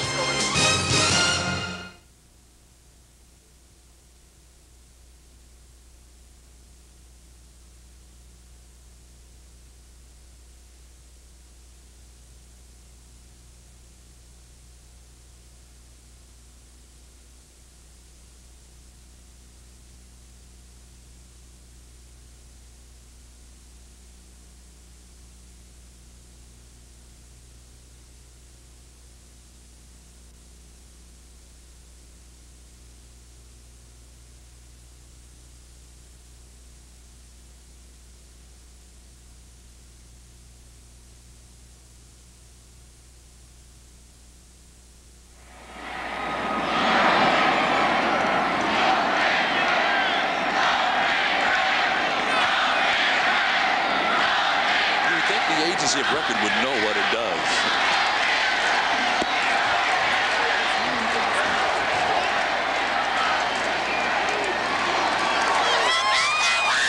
Good crowd on hand here at the RCA Dome this afternoon. They're watching a great 5A championship game. Castle out in front 7-6. They got down 6-0 in the first half. Came back to make it 7-6 at halftime, and this which stands right now with 9:55 to go, third period. Portage with the football for the first time in the second half. Wellman back to throw. Wellman's got a man wide open across midfield at the 45. Hooks the other way. Could go all the way. 45, 30, 25, 20, 15, 10. He stumbles down to the 5-yard line. Marty Webb, the tight end, who backs up. Kevin DeVries in that tight end spot is the guy that got the pass and almost went all the way.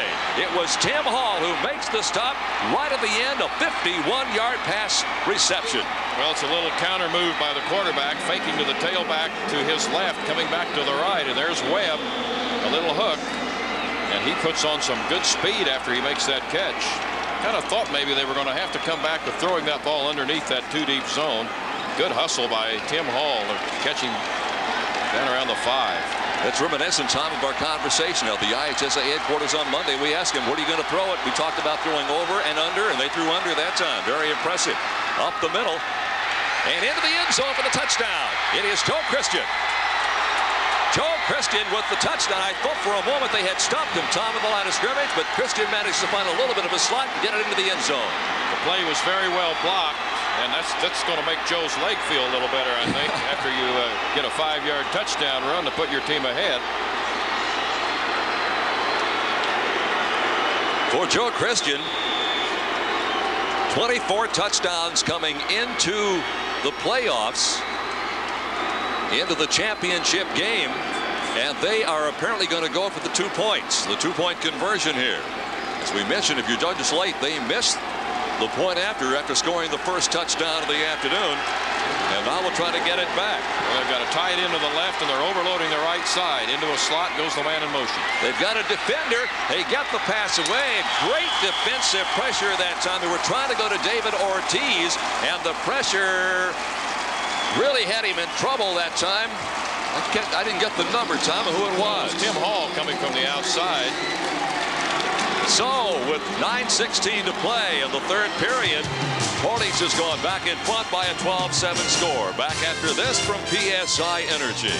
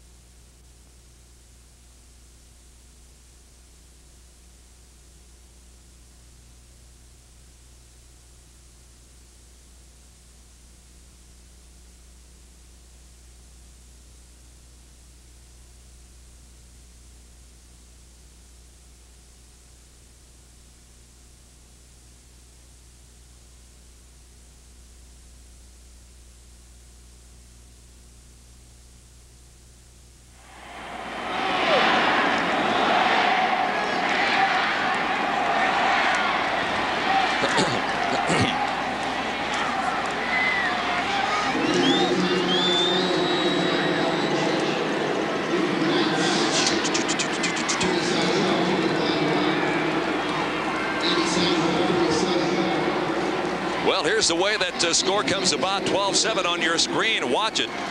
This is a tough battle in that offensive defensive line here, Tom. Well, look at Scott Curran, the number 20 tailback, 5'6", but threw a key block, blocked very well. DeVries had a good one. Now let's watch here. It's going to roll to the right. You see 45. Ortiz, you couldn't see it well. He ran right into someone.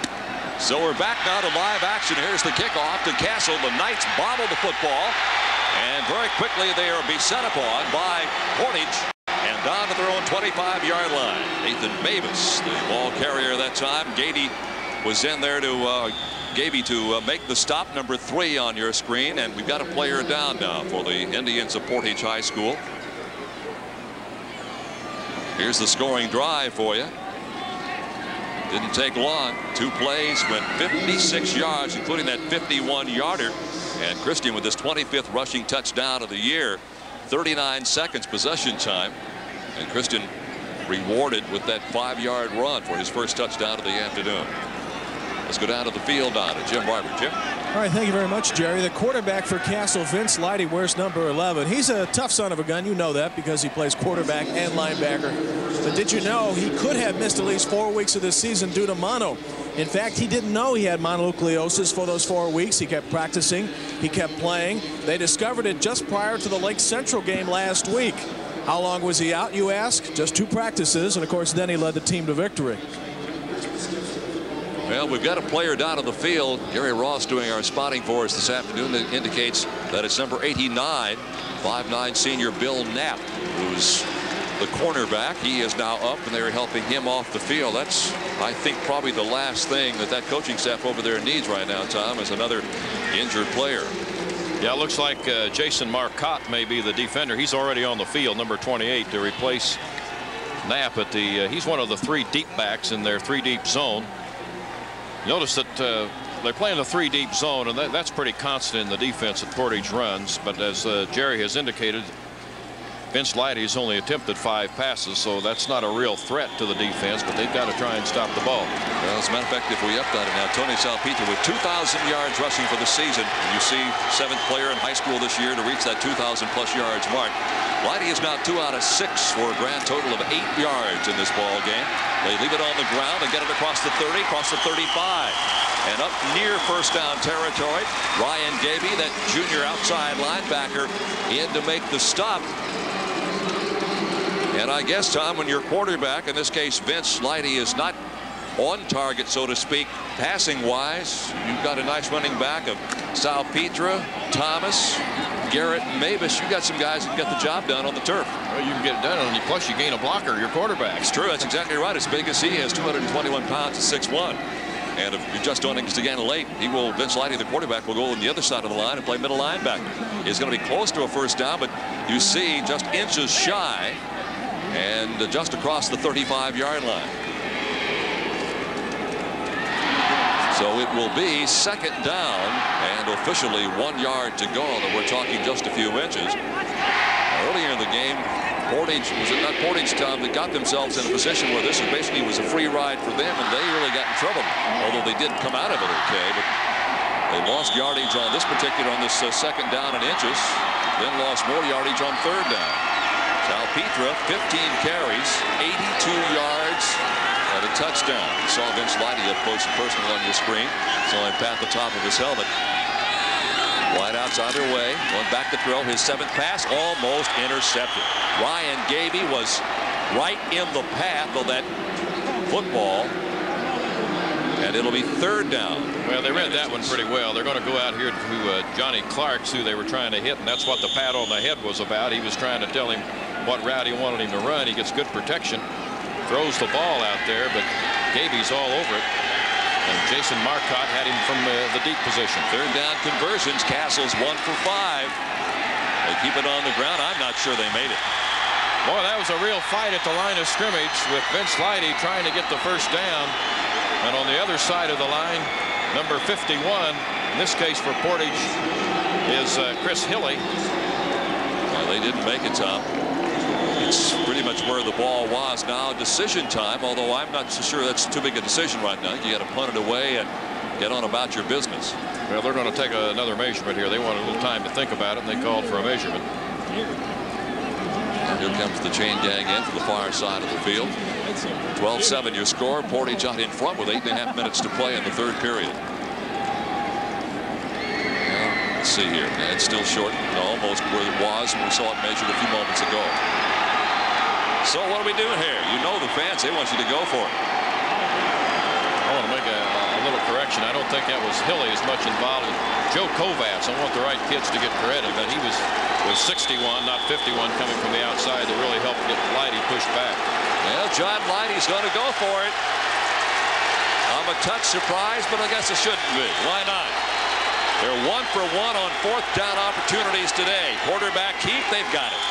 When you got a quarterback, Tom, at 6'1", 221, and a mature senior like Vince is, I suppose you go ahead and just say, okay, let me get a little blocking over the center and the guards, and let's go ahead and get this yard and get on down the road here. Well, you've got Pat Mays at a guard, 6'3", 225. Jeff Elmer at a guard, 6'3", 330. And your center, Doug Hurd, is 6'3", 249. That's not a bad trio to run behind. No, it's not. We mentioned the offensive line average is almost 260 pounds per man. A lot of colleges, small colleges that don't have guys that big along that front line. 12-7, first downs. There they are right there. Same as the score on the board. Here's the quarterback. He fakes the toss. Lighty still has it, trying to run with the football. Gets maybe 6 yards. Gaby in the area, makes the stop on him over there. I thought we might see a little more of this kind of football out of Castle, where Lighty gets the ball to the corner, and then he's going to read the run-pass option. If he can throw it, he will. If he has the defense pretty well sitting on the pass, he's going to run. You see Pat Mays out as a blocker in front of him, number 73. Gaby really doing a good job of warding off the blocker, and finally bulldogs him down. But they had a pretty good first down play. Tom, I guess it's not really surprising. Over the season in 13 games, Lighty was 63 of 115, so he has thrown the ball less than 10 times per game. Today he's put it in the air 7 times, 2 out of 7, so they're going to rely on that ground game. So there's nothing surprising, I guess, in the numbers with Lighty being 2 of 7 for only 8 yards. No, I think you break down their total plays for the season, about 80% are rushing plays to 20% passing. Salpetra is the deep set, has the football, hits the middle of the line, squirms across the 45 and the 47. Close to the first down, but I don't think he has it. Roger Peel, the 5'9" senior inside linebacker, comes in to make the stop. And there's 21, Salpetra, on your screen. Boy, we have called his name a lot today. Let's take a look at Salpetra get to the line of scrimmage here. He's running to the left side. Gets inside the seam that time, and you see some real effort blocking there, particularly Ben Stewart at 6'3", 262, throwing a key block that time. There's some pretty impressive numbers, 16 of 85. Salpetra again set deep. He has the football. He has the first down. He's across midfield to the 46. kid is quite a player. Kovacs comes into that defensive left end to make the stop, but not before they got the first down. Castle, the first time they touched the football earlier this afternoon, had a really tough time moving. In fact, both ball clubs did, but Castle more so. Once they went on that drive and scored their touchdown and got the point after, they have been moving the ball rather effectively, though they are down by 5. Whitey runs the same formation. He has nobody set wide. Tight ends on both sides. They pull the guard, come to the near side, across the 40, down to the 35, and out of bounds at about the 28 or 9-yard line. And Tom, that's the advantage having a quarterback like Whitey, who is big enough that he can run over some people, and he is quick enough to outrun some people. Yeah, and he has good judgment on the outside. He knows when to throw and when not to. You see the guard pulling in there. That's Pat Mays, who Coach John Leidy says one of the best blockers he's ever had on the offensive line in his years of coaching. And you see his son, Vince, really take the football and knows what to do with it also. He was knocked out of bounds by Pete Shaw. Leidy was the second leading rusher on this club in the season. 590 yards and 156 carries. He averages almost 4 yards per carry. They give the ball to Salpetra again. He bangs inside the 25. They'll mark him down to the 25. Leidy had 11 touchdowns this year on the ground. Kovacs again in on the stop for Portage. 5:50 to play in this third period. 12-7 Portage. Looking at the way they're grinding it out, I'd like to also mention Matt Thomas, the 200-pound fullback. He's a senior, stands 5'10", and he's a fullback in an offense that doesn't carry the football. Yep. But he sure does a good job of blocking. He leads a lot of those plays right at the line of scrimmage. It is the 10th play of this drive for the Castle Knights. They lost in the sectional last year, and here they are 1 year later playing for all the marbles in 5A. Quarterback keep. Leidy bounces off a couple of blockers and tacklers, moves it down to around the 15-yard line. And it's a first down on the 11th play of this drive. A very effective drive again by Castle, using up a lot of time. 5:20 to play in the third. Well, you see Peel 44 get shut down as the block from the outside comes. Good job by the tackle that time, who shut him off. And Vince Leidy took it. This is a kind of a drive that if you're on the opposite side of the field in Greg Buzia's shoes right now, you hate to see your team getting driven right down the field. Here's the pitch back to Salpetra. Nowhere to go this time. Lost maybe a yard just outside the 15 to the 16. Ryan Gaby at that outside linebacking position did a great job of shutting down the attack on the left side of the field. Also a good play that time. I think they've moved Kovacs. He was over at the left side, and when the Knights started really hitting he was over on their left side defensively, now on their right side to the left of the offense. Ryan Bonner, you know, was injured and playing this spot, and they've moved Kovacs over here. Saw Kovacs. Good shot of him. Here's the pitch back again to Salpetra. Salpetra inside the 10, inside the 5, inside the 4, and knocked down at about the 3-yard line. Again, it's Ryan Gaby, that outside linebacker, had to chase him down. But not before the Castle Knights get another first down. It is first and goal here at the RCA Dome. You see 44, what makes the play. He tries to scrape off right here and make the tackle. And he gets picked up by Vince Leidy just enough, and he couldn't get a good shot at the ball carrier. So Vince Leidy tossed it back and made a key block. That was the 20th carry of this football game for Salpetra. Here he is to the right of your screen. He has the football again. He has the touchdown. Tony Salpetra, his second touchdown of the afternoon. And it's 13-12 now, Castle. Well, that's a touchdown drive that John Leidy has to love. 13-play drive, and they were impressive. Well, here comes Jeremy Johnson. There's Heath blocking outside on the defensive end, and Salpetra right behind him. They've got too many players on the field, Tom. It was interesting. I don't know if you could see it at home, but they had the huddle set up, and there was a player who couldn't find any place to stand. No place to stand. You know you've got a problem. Yeah. You've got to call timeout. So they have called the timeout. Let's take a look at this one more time. Does he almost lose the football here? He sure does.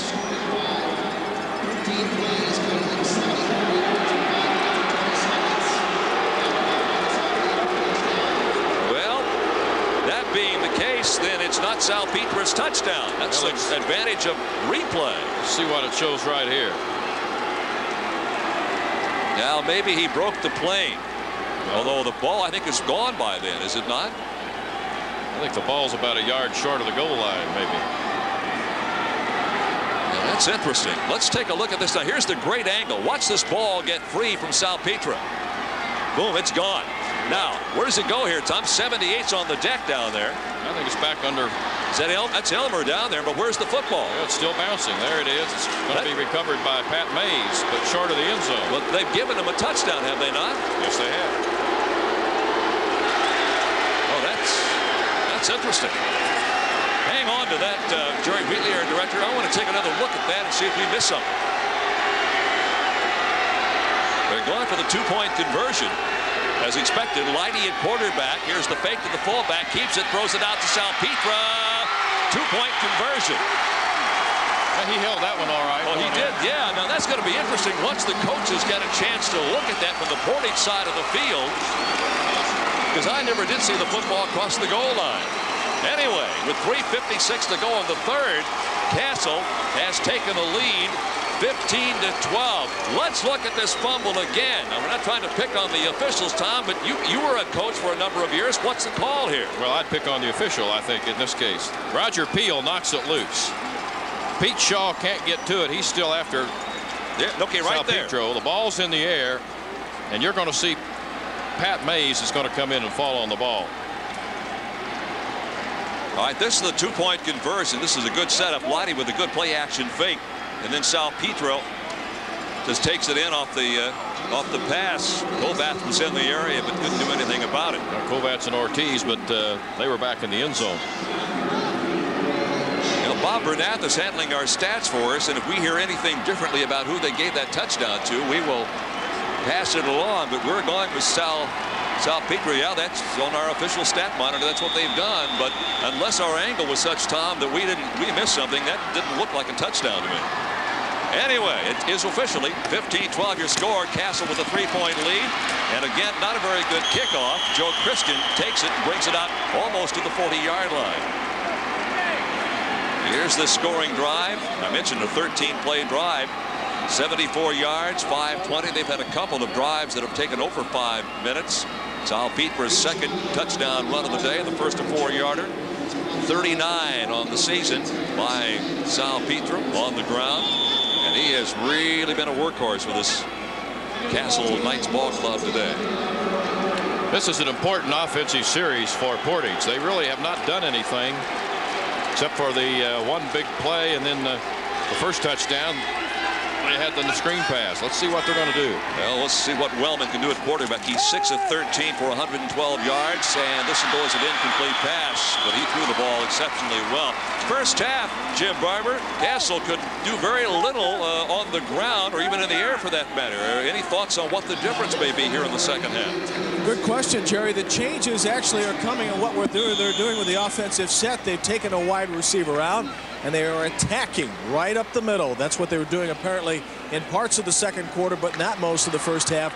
Some of the Castle coaches say that's the difference so far here in the third quarter. Well, we mentioned, Jim, their advantage of about 60 pounds per man on the offensive line versus the defensive unit of Portage, and they have taken advantage of that. Cross buck in the backfield. Wellman puts it in the air. It is caught across midfield at the 40-yard line. They put Marty Webb in at tight end, and he goes high in the air to bring it down. And that'll give him a first down, and now Portage starts to make a little noise out there. Marty Webb back up to Kevin DeVries at the tight end spot. Pretty good backside rush here, so it's a little slow developing, and then Wellman has to hurry the throw, but fortunately for him, Webb had plenty of room in center field. It's a 20-yard pass reception, and actually Wellman didn't get much on that football, kind of threw it up in the air because he had great defensive pressure from Doug Hurt. But it is 1st and 10 at the 45. Wellman back to throw. No, he fakes the throw and gives up the middle to Scott Curran. Jeremy Johnson, big defensive tackle, was in the area. There's Scott Curran, number 20, the junior at 5'6", 160 pounds. Well, they had slots both sides and really had the field well spread on very good passing formation, and they went back the draw play right here with the tailback. Curran waits. Kovacs gets out on the middle linebacker, Leidy. And he really was tackled from behind. And short yardage gain. It'll be 2nd and 7 now. 15-12 your score. Castle leads. 2:25 to go. Third quarter at the RCA Dome. Out in the flat, wide open, but very little running room. Joe Christian. And he'll be knocked down, staying in bounds. And they say out of bounds. And it'll be clock stopped at 2:15 on the third. Well, there's a penalty flag down. That's what we're waiting for right here, and I think it's going to be against the offense. You saw the Portage fans. Great crowds here at the Dome. 20,000 plus yesterday, maybe that or more today. Here we go. Holding call against Portage. Move it back across midfield, back to the 45-yard line. Portage going with Wellman all the way at quarterback. Tom, we have not called Tom Bonez's name today at that split end spot. They have not thrown to him. Well, they tried to throw once and he dropped the ball over on the sideline. There he is right there. 5'11", 140, junior. Here's the penalty situation. It is 2nd and 25. And Wellman will throw, and I mean let it fly. Defender back there. There's the intercept. Brian Heath, I believe, is the guy who gets it. And Heath will have the intercept back at the 15-yard line. Once again, trying to throw into that too-deep zone. A long throw across the field intended for Ortiz. And just dropping back and playing everything in front of him was Heath. And Brian picks up the interception. We're going to get to see it again. See, Wellman takes a little fake and roll to the right. And he's going to throw back. Ortiz is the only man he's looking for on this play. And that's a long throw. And right there in the zone, Heath picks it off. There we go for David Ortiz, and Ortiz makes the tackle. So with a minute 35 to play in the third, 1st and 10 for Castle as they get the football back deep in their own territory. But they have been very effective, Tom, at chewing up the clock. There's a lot of time left in the game. The clock is not a factor right now, but take the blow. Look at the blow that Wellman gets here on this long pass by him. Well, boom. Good shot right there. That was, who was that? Doug Hurt.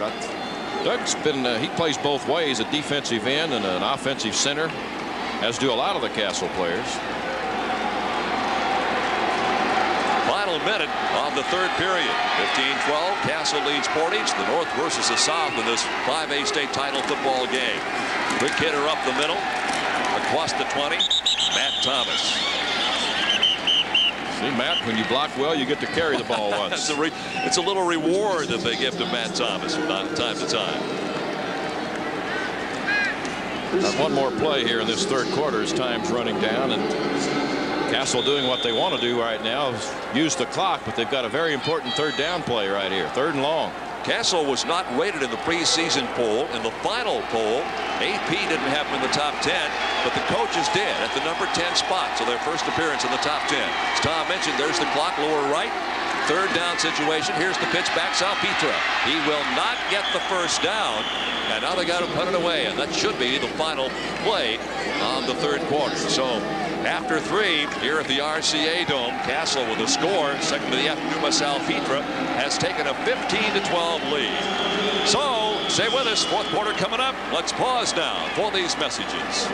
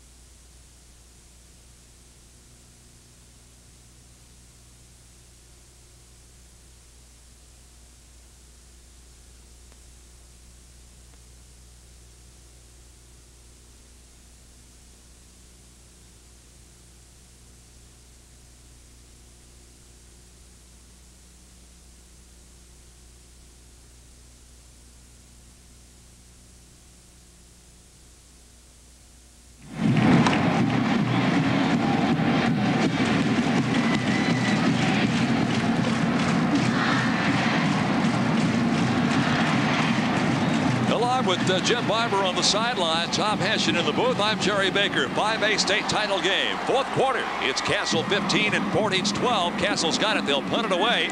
Kicked away about the 16-yard line. Takes a good Castle roll and almost hits a Portage receiver. Finally, it's down on the 29-yard line on Portage. Pete Shaw is the guy that was in the vicinity, and it looked as though he was a whole lot closer, I'm sure, than the coach would have liked. Well, Pete was going to try and make the defense think he was going to run with that football. Take a look at the statistical story through 3 quarters here, and look at the passing yardage, Portage versus Castle. And they are up on the total yards. First downs even, as you see. A couple of turnovers for Portage, however, haven't helped their offensive attempts. 46-yard punt by Jason Hall. He's had some good punts here this afternoon. 27 seconds into the fourth period. Portage will get it on their own 28-yard line. Here's a delay up the middle and smacked hard to the line of scrimmage, falling forward for about 3 yards. You see Kieran coming off the deck here at the Dome. It's Jeremy Johnson at the defensive end spot. 6'7", 277, a rather large Pike coming in to make the stop. Well, it's kind of hard for the blocker to turn him, and Jeremy kind of got control of the blocker and slid off inside to make the stop on the current. He got some help from Pat Mays coming from the other side. Wellman's numbers on the afternoon. Well, they've got receivers every place. They're going to have to man here and go the 2 deep zone again. Wellman back to throw. Wellman lets it fly over through the receiver. Well, we mentioned this is a tough game for the players and the coaches, but it's also tough for the family. I mentioned that Nancy Leidy, John's wife, is here, and Jim Barber has found her in the stands. Let's get an update on her health and well-being right now, Jim. Thank you, Jerry. She does have a vested interest, not only with John, but with 2 sons playing on the team. Well, how's it going? How are you feeling here? Oh, it's great. How do I feel? I can't put that into words.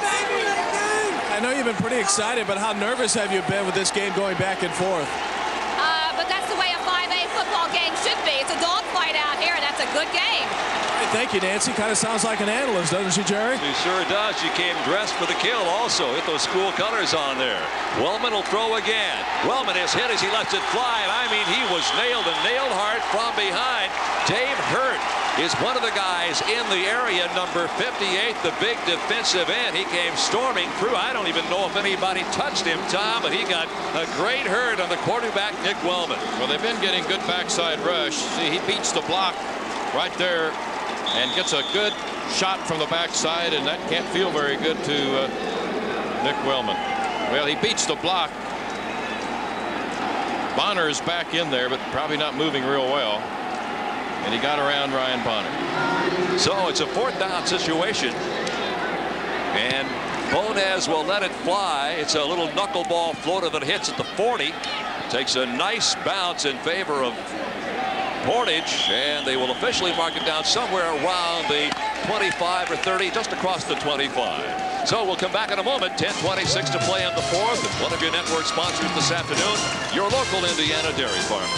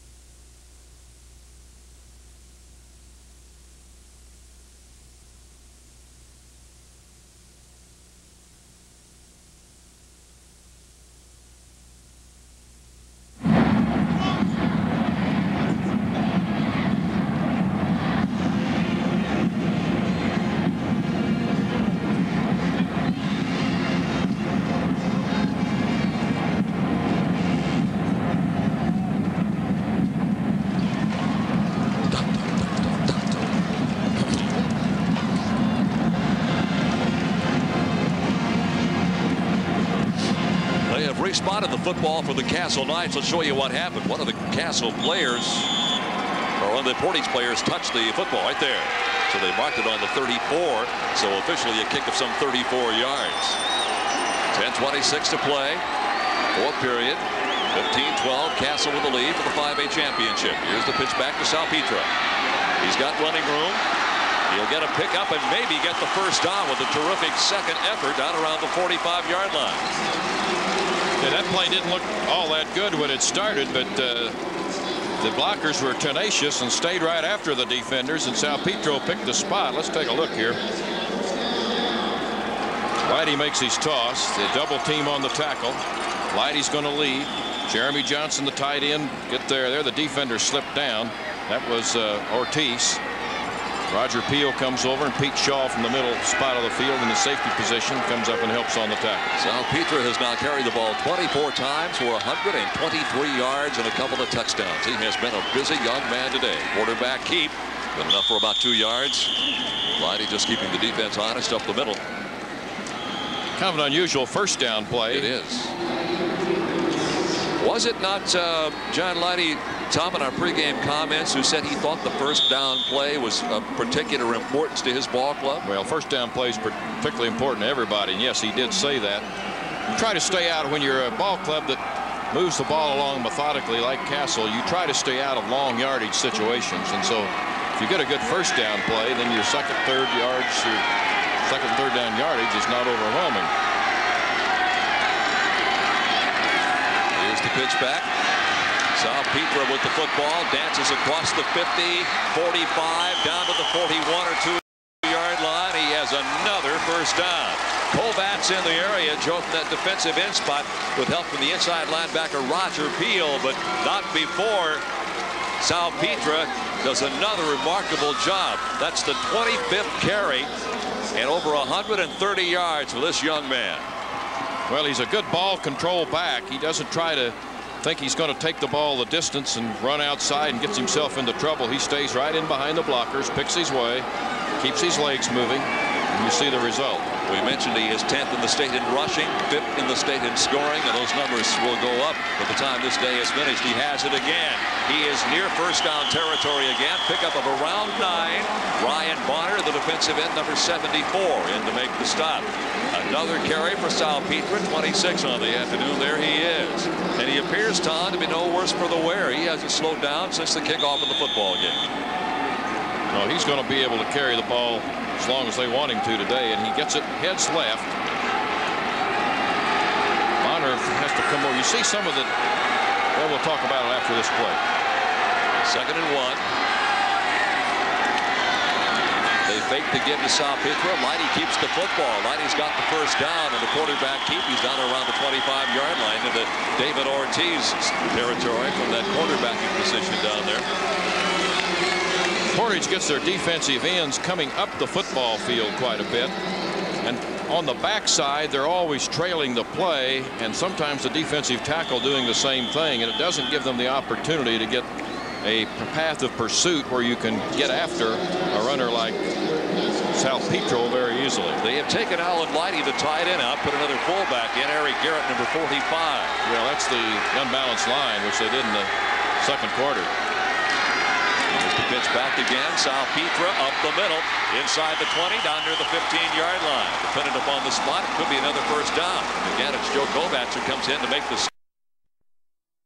It will be shy of the first down, marked down to the 18-yard line. Here's another look at it from the end zone. Well, they run the ball to the strong side of the unbalanced, and you see the lane formed right there, and Leidy kicking out. There's a double team with Garrett along with Ben Stewart.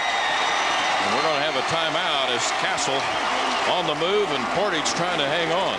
Well, that's 209 yards rushing for Salpetra. 15-12 is your scoring, with Castle out in front, threatening again. Let's pause now for these messages.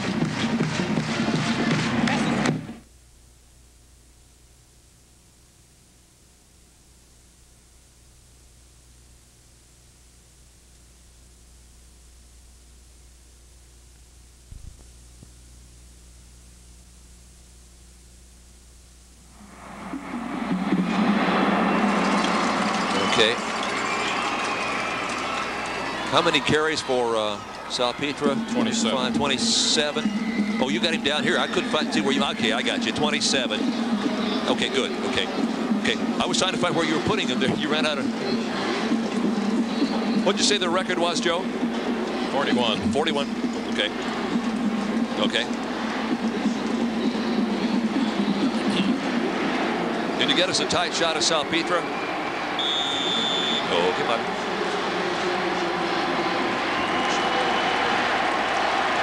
All right, here's your score, 15-12. Castle knocking on the door. Salpetra's had a sensational day. 27 rushes, 157 yards. Will they give it to him again? Indeed they will. He dances left, finds a hole in the middle. He's going to score! What a sensational effort. Cuts left, feels the pressure, moves right. Touchdown, third of the afternoon for Salpetra. Tony Salpetra, 5'9", 180 pounds, a senior with his third TD of the day. Well, another well-blocked play, and you've got to give everybody a lot of credit. Salpetra, of course, will be recognized, rightly so, because he does a good job of following the blocks and hits the seams well. There you see Heath with a block. You see Jeremy Johnson. Now, when he cuts back, you see there's nobody pursuing from this side. As we indicated, they go the other way, and they're going to go for 2, I believe. 21-12 football game in favor of Castle. 7:22 to go here in the fourth quarter at the RCA Dome. And why not? Blighty will keep it. He will roll. He will run right over the defender and score the two-pointer. I mean, run right over the defender. That defender was Frechette, number 87. There he is. He met him right at the goal line, but he had no chance of stopping this 221-pound force of Vince Blighty. Take a look at it again and watch the collision at the goal line right of your screen. Nice faking in the backfield. They fake a little reverse action, and it's one-on-one right here. And boom. No contest. Into the end zone. Here's one more look at it again. Just tucks it under the arm, and off we go to the races. Two-point conversion, and with 7:22 to play in this game, Castle with a 23-12 lead. They didn't use up quite as much time on that drive, not as they have done in past drives, but they got the touchdown, and now the pressure is on the Portage offense, and they have really been stymied here in the second half. Well, they've got to have 2 scores in this 7 minutes and 22 seconds. They could score and get a field goal and go for 2. Jason Hall will kick off with the Castle Knights. David Ortiz, number 45. Scott Kieran, number 20, are the deep men. Kieran in the middle of the field. The punt is their kick is a short one, taken at the 27-yard line. Across the 30, 35, out near the 40, Casey Palachuk, number 25, was the up back that time, who took the short kick.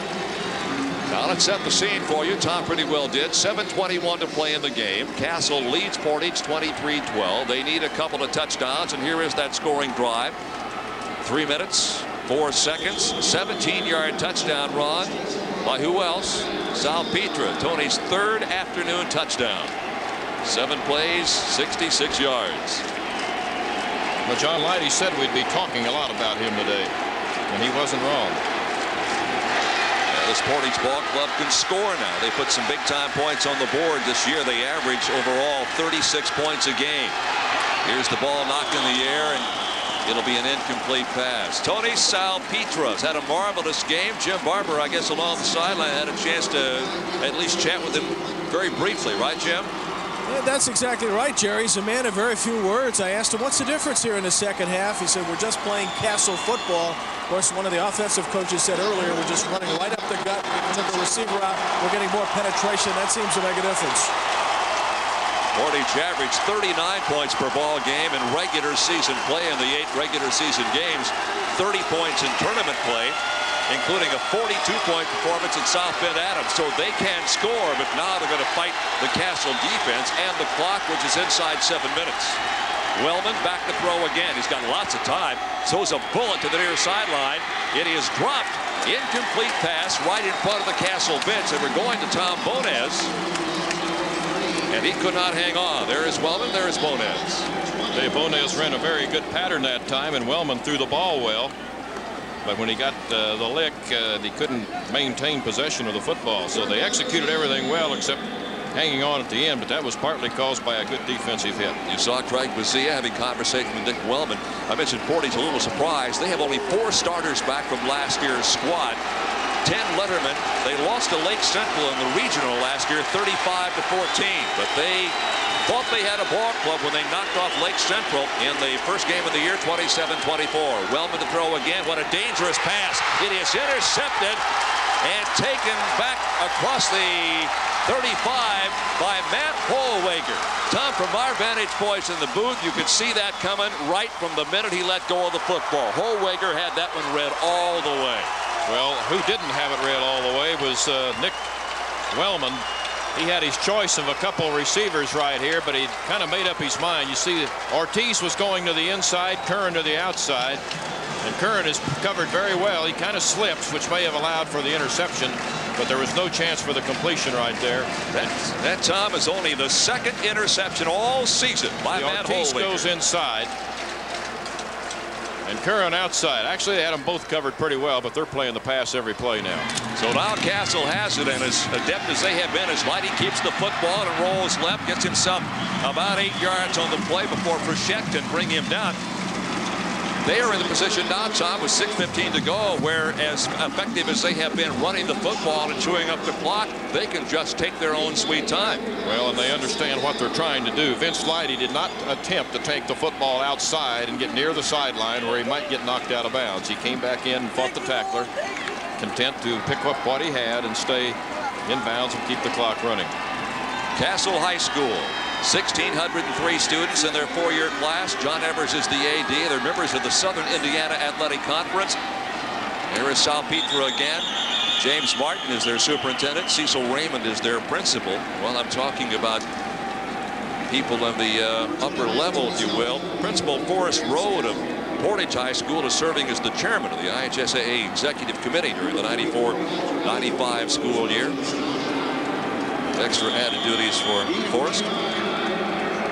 3rd down and 1. There's John Lighty. State champions in 82, sectional champs in 81, 82, 83, 89, and 94. Regional champs 81, 82, 89, and 94. Semi-state champs in 82 and 94. Looking for a 2nd state championship. And he'll get the 1st down, I believe. Tommy told me the other day, last Monday, when we were out at the meeting at the IHSAA headquarters, he said, you know, we still get out that tape of the 1982 game and look it over from time to time. So kind of like a time capsule. What a great pleasure that would be. Well, he's going to get equal pleasure watching this one, I think, the way it's going. They just bought some more time right there with another 1st down. Here's that 1st down story. It's amazing, Tom, how the stats of this ball game have turned around. Early on, it was very much in favor of Portage, every statistic on our sheet, but that has really changed dramatically. On the season, Castle outscored their opponents 401-225. Out 1st down them 201-156. And right now, 1st downs are of the essence. Salpetre dances for another 1st down. I don't think I've seen a football game where a team has consistently played 8 men on the line offensively for as many minutes as Castle has done here this afternoon, starting in the 1st half and on through here. And that's interesting, Tom, because they had a terrific weight advantage even without going to that. But what it does, it expands the line of scrimmage laterally, and you have to cover more gaps in more places, and you get Salpetre the opportunity to pick those spots. Yeah, he has picked them and picked them well today. 4 minutes, 21 seconds to play. Salpetre with 187 yards rushing on the 30 carries today. At the 10. That was a good shot as the ball was snapped, as we had from our camera right there, looking at the 8-man offensive front that Castle has used a good portion of the game. We mentioned this is a battle of north and south. Well, that Calumet region up there, Penn and the likes of Lake Central, whatever. Well, Jim Barber, that is a tough place to have to play all your regular season games, is it not? It certainly is, Jerry. And, you know, talking about state championship games, the region has not had any luck here in the 5A game. Of course, they're trailing here today in Portage. In 3 other previous attempts here with Valparaiso, Lake Central, and Highland, the northwest part of the state couldn't get a championship. And if this continues, they'll still be 0 for the 5A game. You betcha. Salpetre down to the 5-yard line. They will also tell you down south they play a pretty little brand of football. Castle is a 36-year-old consolidation of Chandler, Millersburg, and Newburgh. They're a few miles from the Ohio River down in southwestern Warwick County. They played 1, 2, 3, 4, 5, 6. They played 7 Evansville schools. So they didn't have to travel far to get their competition. There's some good ball clubs down that Evansville area. Heading toward the 3-minute mark. And there's the guy who's given Castle the 23-12 lead. He'll have the football. No, he will not. Lighty will keep it, lose some yardage. One of the few times Castle has lost any yardage at all today. Lighty is not very happy with the play of Casey Palachuk and the defensive unit of the Portage Indians. Well, Portage a little frustrated too right now, and they get a chance to get the main man, so to speak, over here at the quarterback under control. We're going to see it. There's that front across there. Mays pulls, fake inside. Lighty lost his balance right away. Palachuk has him. Tom, if this were to stand, this would be the lowest offensive game of the year for Portage. Their previous low was that semi-state win over Fort Wayne Snyder, 14-3. Well, Castle has done a good job defensively. I felt that Portage never got into any offensive rhythm at all today in the football game. They've been a good offensive football team, and you're talking about the fact that they scored only 12 points up to this point. That was concern of John Lighty, and that's why he wanted to get some good ball control throughout the ball game so that they wouldn't be on defense all the time against this Portage team. And certainly they've accomplished what he wanted to do with 2:44 remaining at least. Well, Tommy also told Jim going into the locker room at halftime that he was not pleased with the way the first half had gone.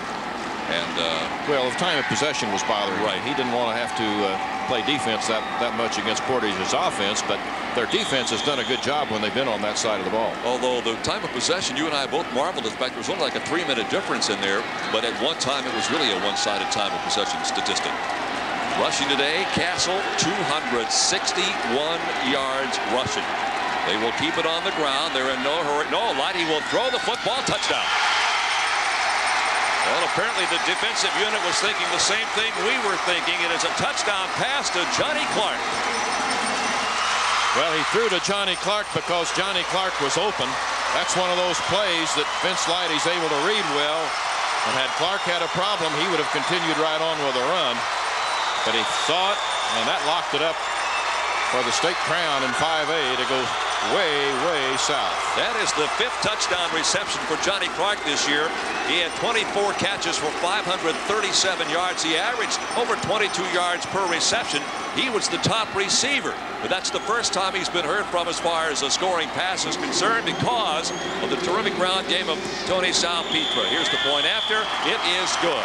So with 2:39 to play in the contest, Castle really in command. They have Portage down 30-12. Back with more after this from your local Indiana Dairy Farm.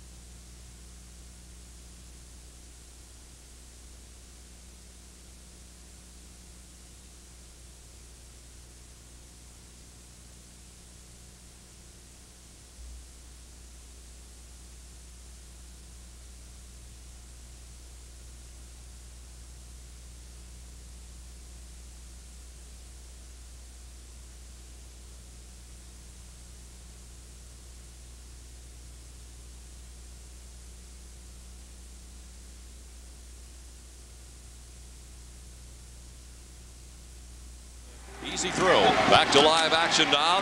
Kickoff to Portage. And the defense gets there in a hurry. And Portage now will have the football at their own 25-yard line.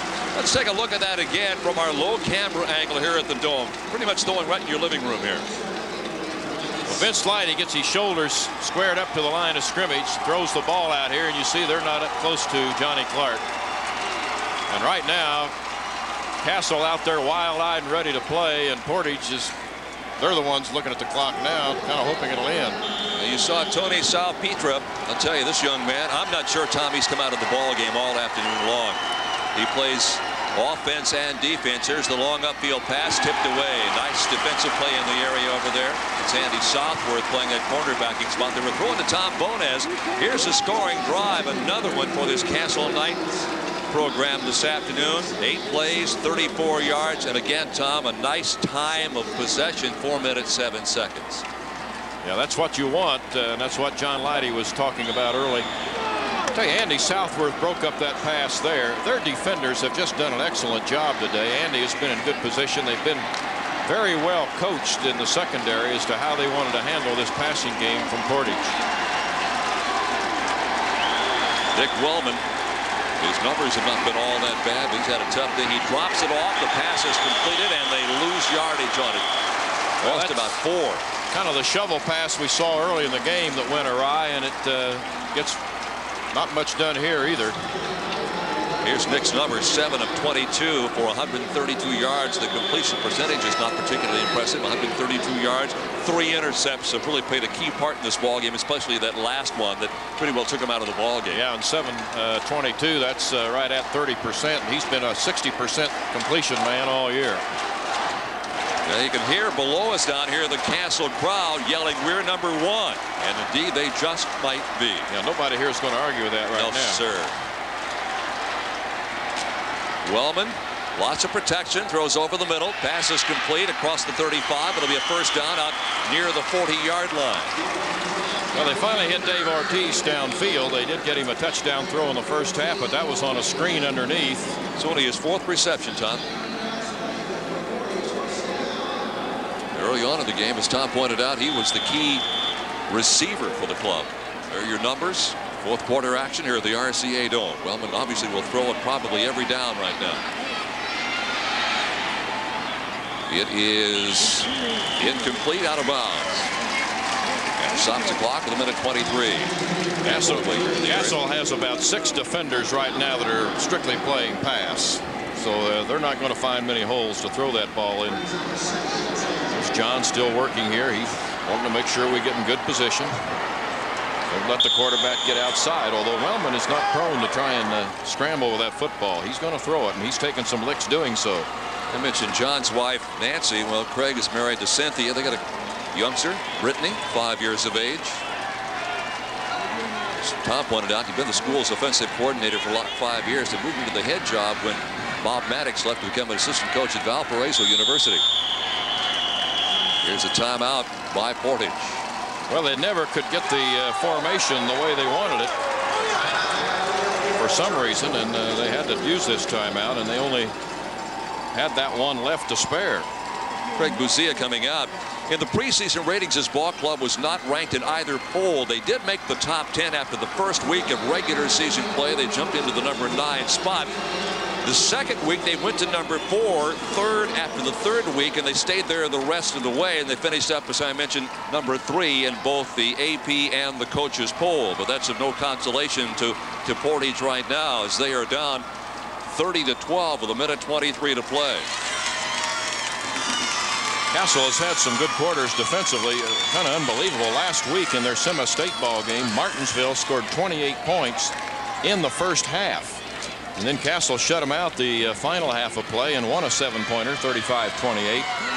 And then today, getting Portage with only 12 points here with 1:23 to play. Wellman in the first half, Bob Burnett tells me, was 5 of 12 for 61 yards, Tom. Second half, 4 of 13 for 86 yards. So 9 of 25, 147 yards, a touchdown, and 3 intercepts. Put a man in motion, Tom Bonez. They throw the other way. They've got it across midfield at 45. Ortiz slants in from the right side. Wellman trying to hurry up his ball club. Down to 1:18 to play in this game. Isn't it something? They got 3 men rushing that time and 8 men playing pass defense, and you're able to hit a slant. And throughout the ball game, when everybody's up there playing an honest defense, you can't get that pass in there. I want to salute all of those stations up and down our IHSAA television network lines. WFIE in Evansville. WKJG in Fort Wayne, TTV4 in Indianapolis, WLFI in Lafayette, WYI in Merrillville, WHME in South Bend, and WTWO in Terre Haute. Well, the receiver, Dave Ortiz, catching that last pass, shaken up a bit, as you saw. They had to take a timeout to get him off the field, but I think looks like he might be back. It started out 6-0 in favor of Portage, but it has been a struggle since that point in time. A good pass reception, nice throw, good for a first down. Bonez the intended, and actual receiver from Wellman. First drive, 8 plays, 62 yards. Wellman to Ortiz, 6-0. One after was missed. Castle came right back on a 2-yard run by Salpetra to make it 7-6. Portage came back at the beginning of the second half to make it 12-7. Here is another good defensive play, as Tom points out. Castle playing strictly a prevent defense. Nathan Mavis was in the cornerbacking spot, back to knock that down. 15-12 then, with Castle scoring again by Salpetra. They've got the Gatorade bucket is ready to go. Tom, this is one of the tough things you have to tolerate when you win, isn't it? But wouldn't it be a pleasure to have to tolerate that, though? It became 23-12 with another run by Salpetra, and 30-12 as that Leidy to Clark 9-yard touchdown reception, and that's where we are right now. With 45 seconds to play, the middle of the field, and I think he dropped it. He did. On a 2nd down and 10. And Ortiz couldn't hold on coming across the middle of the football field that time, and Eric Garrett playing defense on him that particular play. I think they're kind of sitting back and just zoning everything right now. They're not worrying about playing man on anyone.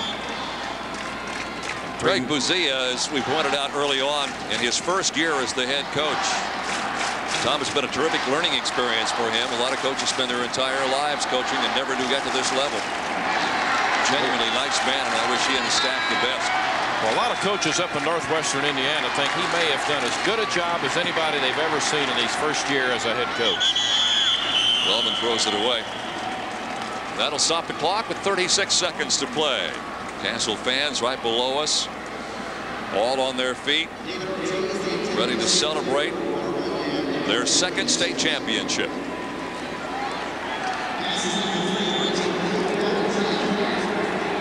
And there's John Leidy. Little smile on his face. Not much. Well, the 4th down play right here. This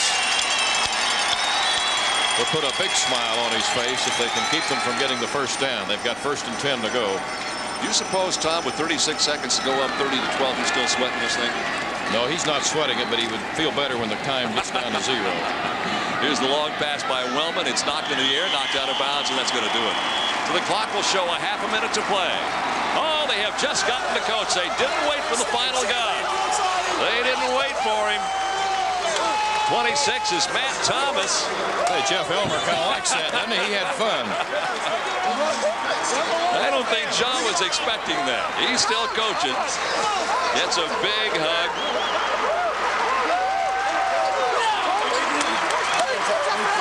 Take a look at this up close. We'll show you some of the folks who made our telecast possible today. The crew that worked so hard all day, with the exception of that man, Joe Pate, who just showed up. With 30 seconds to play in the game. It's a 30-12 ball game. Castle will, all they got to do is literally take the snap, kneel down. Now they'll continue to wind the clock. Now the celebration will begin. Under 25 seconds, there won't be another play. Well, Tom, this has been a great football game for Castle. Well, it's been an opportunity to see a group of achievers with a predominantly senior ball club that obviously felt this is our chance to bring one back to Castle. It's been 12 years, and they did it in fine fashion. Well, there's the final second. We cannot stay on the air to see the presentation, but we can tell you that Vince Leidy has won the Bill Inescu Award. Our congratulations to Vince. Marvelous day. Castle wins it. Final score 30-12. Tom Hession in the booth. And, of course, Jim Barber down in the field and the rest of our crew, we thank you for joining us. Our congratulations to the Knights of Castle High School. Only the second team in high school football history with 2 losses to win the state championship. Castle 30, Portage 12. I'm Jerry Baker. Good night from Indianapolis.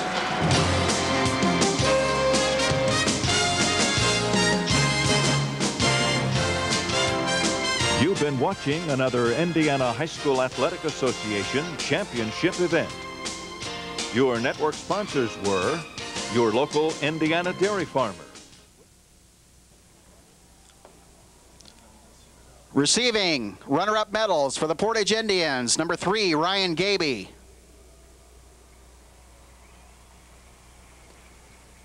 Number 5, Ryan McGuffey.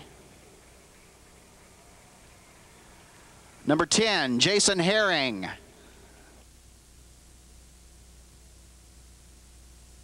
Number 11, Nick Wellman. Number 12, Ryan Brown. Number 15, Doug Samuel. Number 19, Carl Bergler. Number 20, Scott Curran. Number 21, Steve Lugo. Number 22, Bob Richards. Number 23, Chris Sheriff. Number 24, Casey Hosworth. 25, Casey Palachuk. Number 27, Jason Locke. 28, Jason Marcotte. 29, Jamie McDowell. Number 30, Rashad Ibrahim. 31, Mike Little. 32, Jeremy Lewis. 33, Chris Beach. 34, Bob McKinney. 35, Pete Shaw. Number 36, Joe Christian. 37, Jeff Camp. 38, Justin Smith. Number 39, John Lopez. Number 40, Johnny Lewis. Number 41, Brian Warkus. 42, Jason Lewandowski. 43, David Chavez. 44, Roger Peel. Number 45, David Ortiz. Number 46, Tim Lewandowski. 47, Tom Orange. 48, Charlie Greer. 49, Matt Anderson. 50, Sean Connors. Number 51, Chris Hilly. 52, Matt Yoder. 54, Tony Baylor. Number 56, Chris Spurrier. 57, Marty Costello. Number 58, Will Connors. 61, Joe Kovats. 63, Ryan Lang. Number 66, Jeremy Putman. 67, Ian Pittman. Number 70, Jeff Knapp. 71, Mike Razis. 74, Ryan Bonner. 75, Pete Hernandez. Number 77, Ryan Benagan. 79, Josh Coppinger. Number 80, Kevin DeVries. Number 81, Tony Castillo. Number 82, Joe Marak. Number 83, Tom Bonez. Number 85, Damon Johnston. 86, Marty Webb. Number 87, Phil Frechette. 88, Mike Jaso. Number 89, Bill Knapp. And number 90, Scott Meisner. Now to recognize the coaching staff of the Indians. First, the assistant coaches, Pete Turpa, Dave Maddox, Terry Milner, Steve Livingston, Ken Elwood, and Jeff Smith. Portage head coach, Craig Bazia.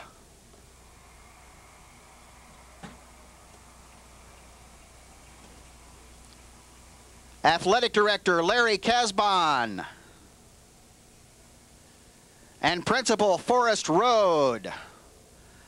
An outstanding season, undefeated coming into the state finals. State runner-ups, the Indians of Portage High School.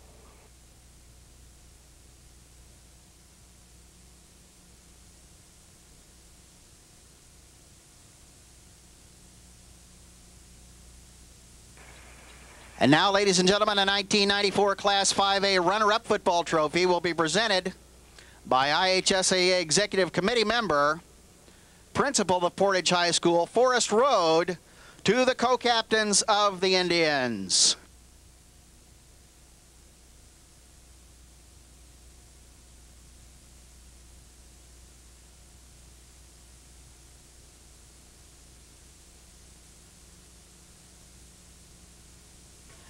And now, ladies and gentlemen, the 1994 championship medals in Class 5A football will be presented by members of the IHSAA Executive Committee. Don Sockel, Administrative Assistant of New Albany, Floyd County, and Phil Gardner of West Dell.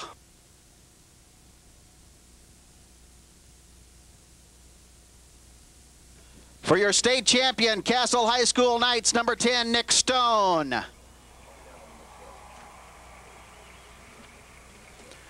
Number 11, Vince Leidy.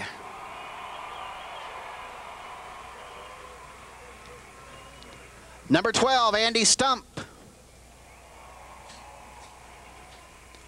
Number 14, Brian Heath. Number 15, Jason Hall. Number 16, Jeff Bennett. Number 20, Matt Holliger. Number 21, Tony Salpetra.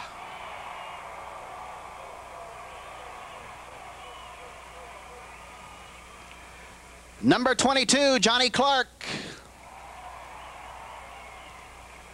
Number 23, Brian Southworth. Number 25, Tim Hall. 26, Matt Thomas. Number 28, Nick McCaffrey. Number 30, Albert Spencer. 31, Brian Reed. 33, Nick Martin. Number 35, Levi Bristow. 36, Scott Dix. Number 37, Andy Southworth.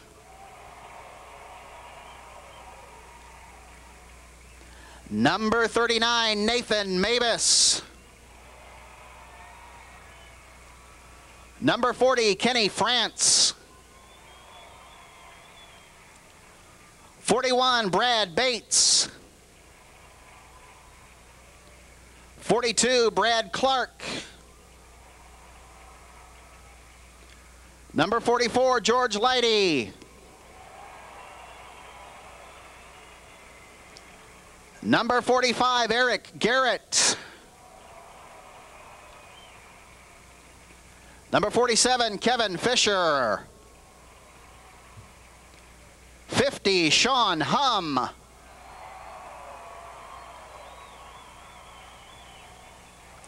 Number 51, Matt Moore.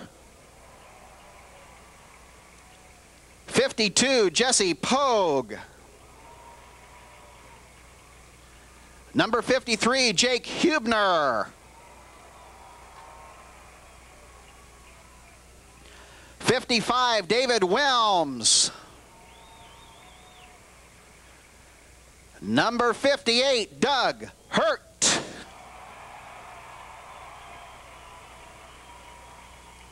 Number 60, Josh Hoover. 61, Chris Dennis. Number 62, Brent Hettenbach. 63, Chad Beckham. Number 64, Joe Carney. Number 65, Kyle Konopinski. Number 67, Jeremy Miller. 69, Jesse Moore. Number 70, Adam Glass. 71, Ryan Miller. 72, Tony Wolf. Number 73, Pat Mays.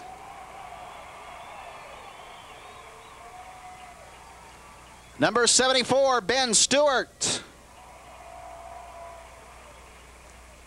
75, Nick Gates. Number 78, Jeff Elmer.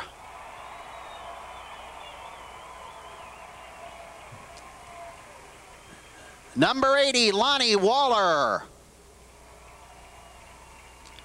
81, Adam Davolt. Number 82, Todd Traylor. 83, Jeremy Johnson.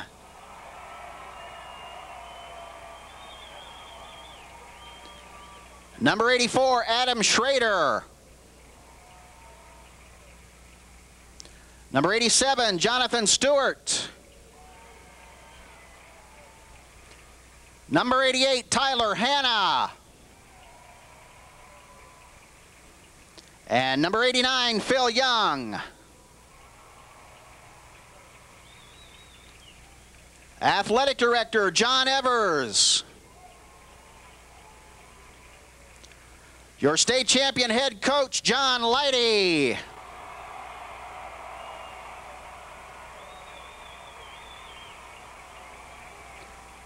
Assistant coach, Mark Williamson. Assistant coach, Keith Ryder. And assistant coach, Eric Redman. The Knights of Castle High School, your 1994 5A state champions. And now, ladies and gentlemen, the 1994 Class 5A Championship Football Trophy will be presented by IHSAA Executive Committee member Don Sockel, Administrative Assistant of New Albany Floyd County High Schools.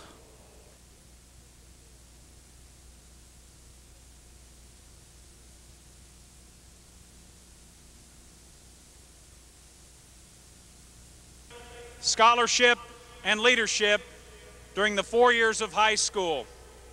Participated as a state finalist in this sport and was selected by members of the IHSAA Executive Committee.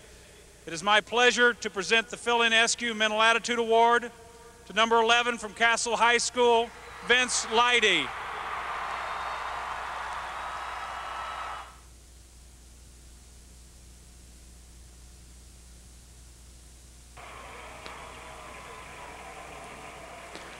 Vince Leidy of Castle High School, your Mental Attitude Award winner, folks.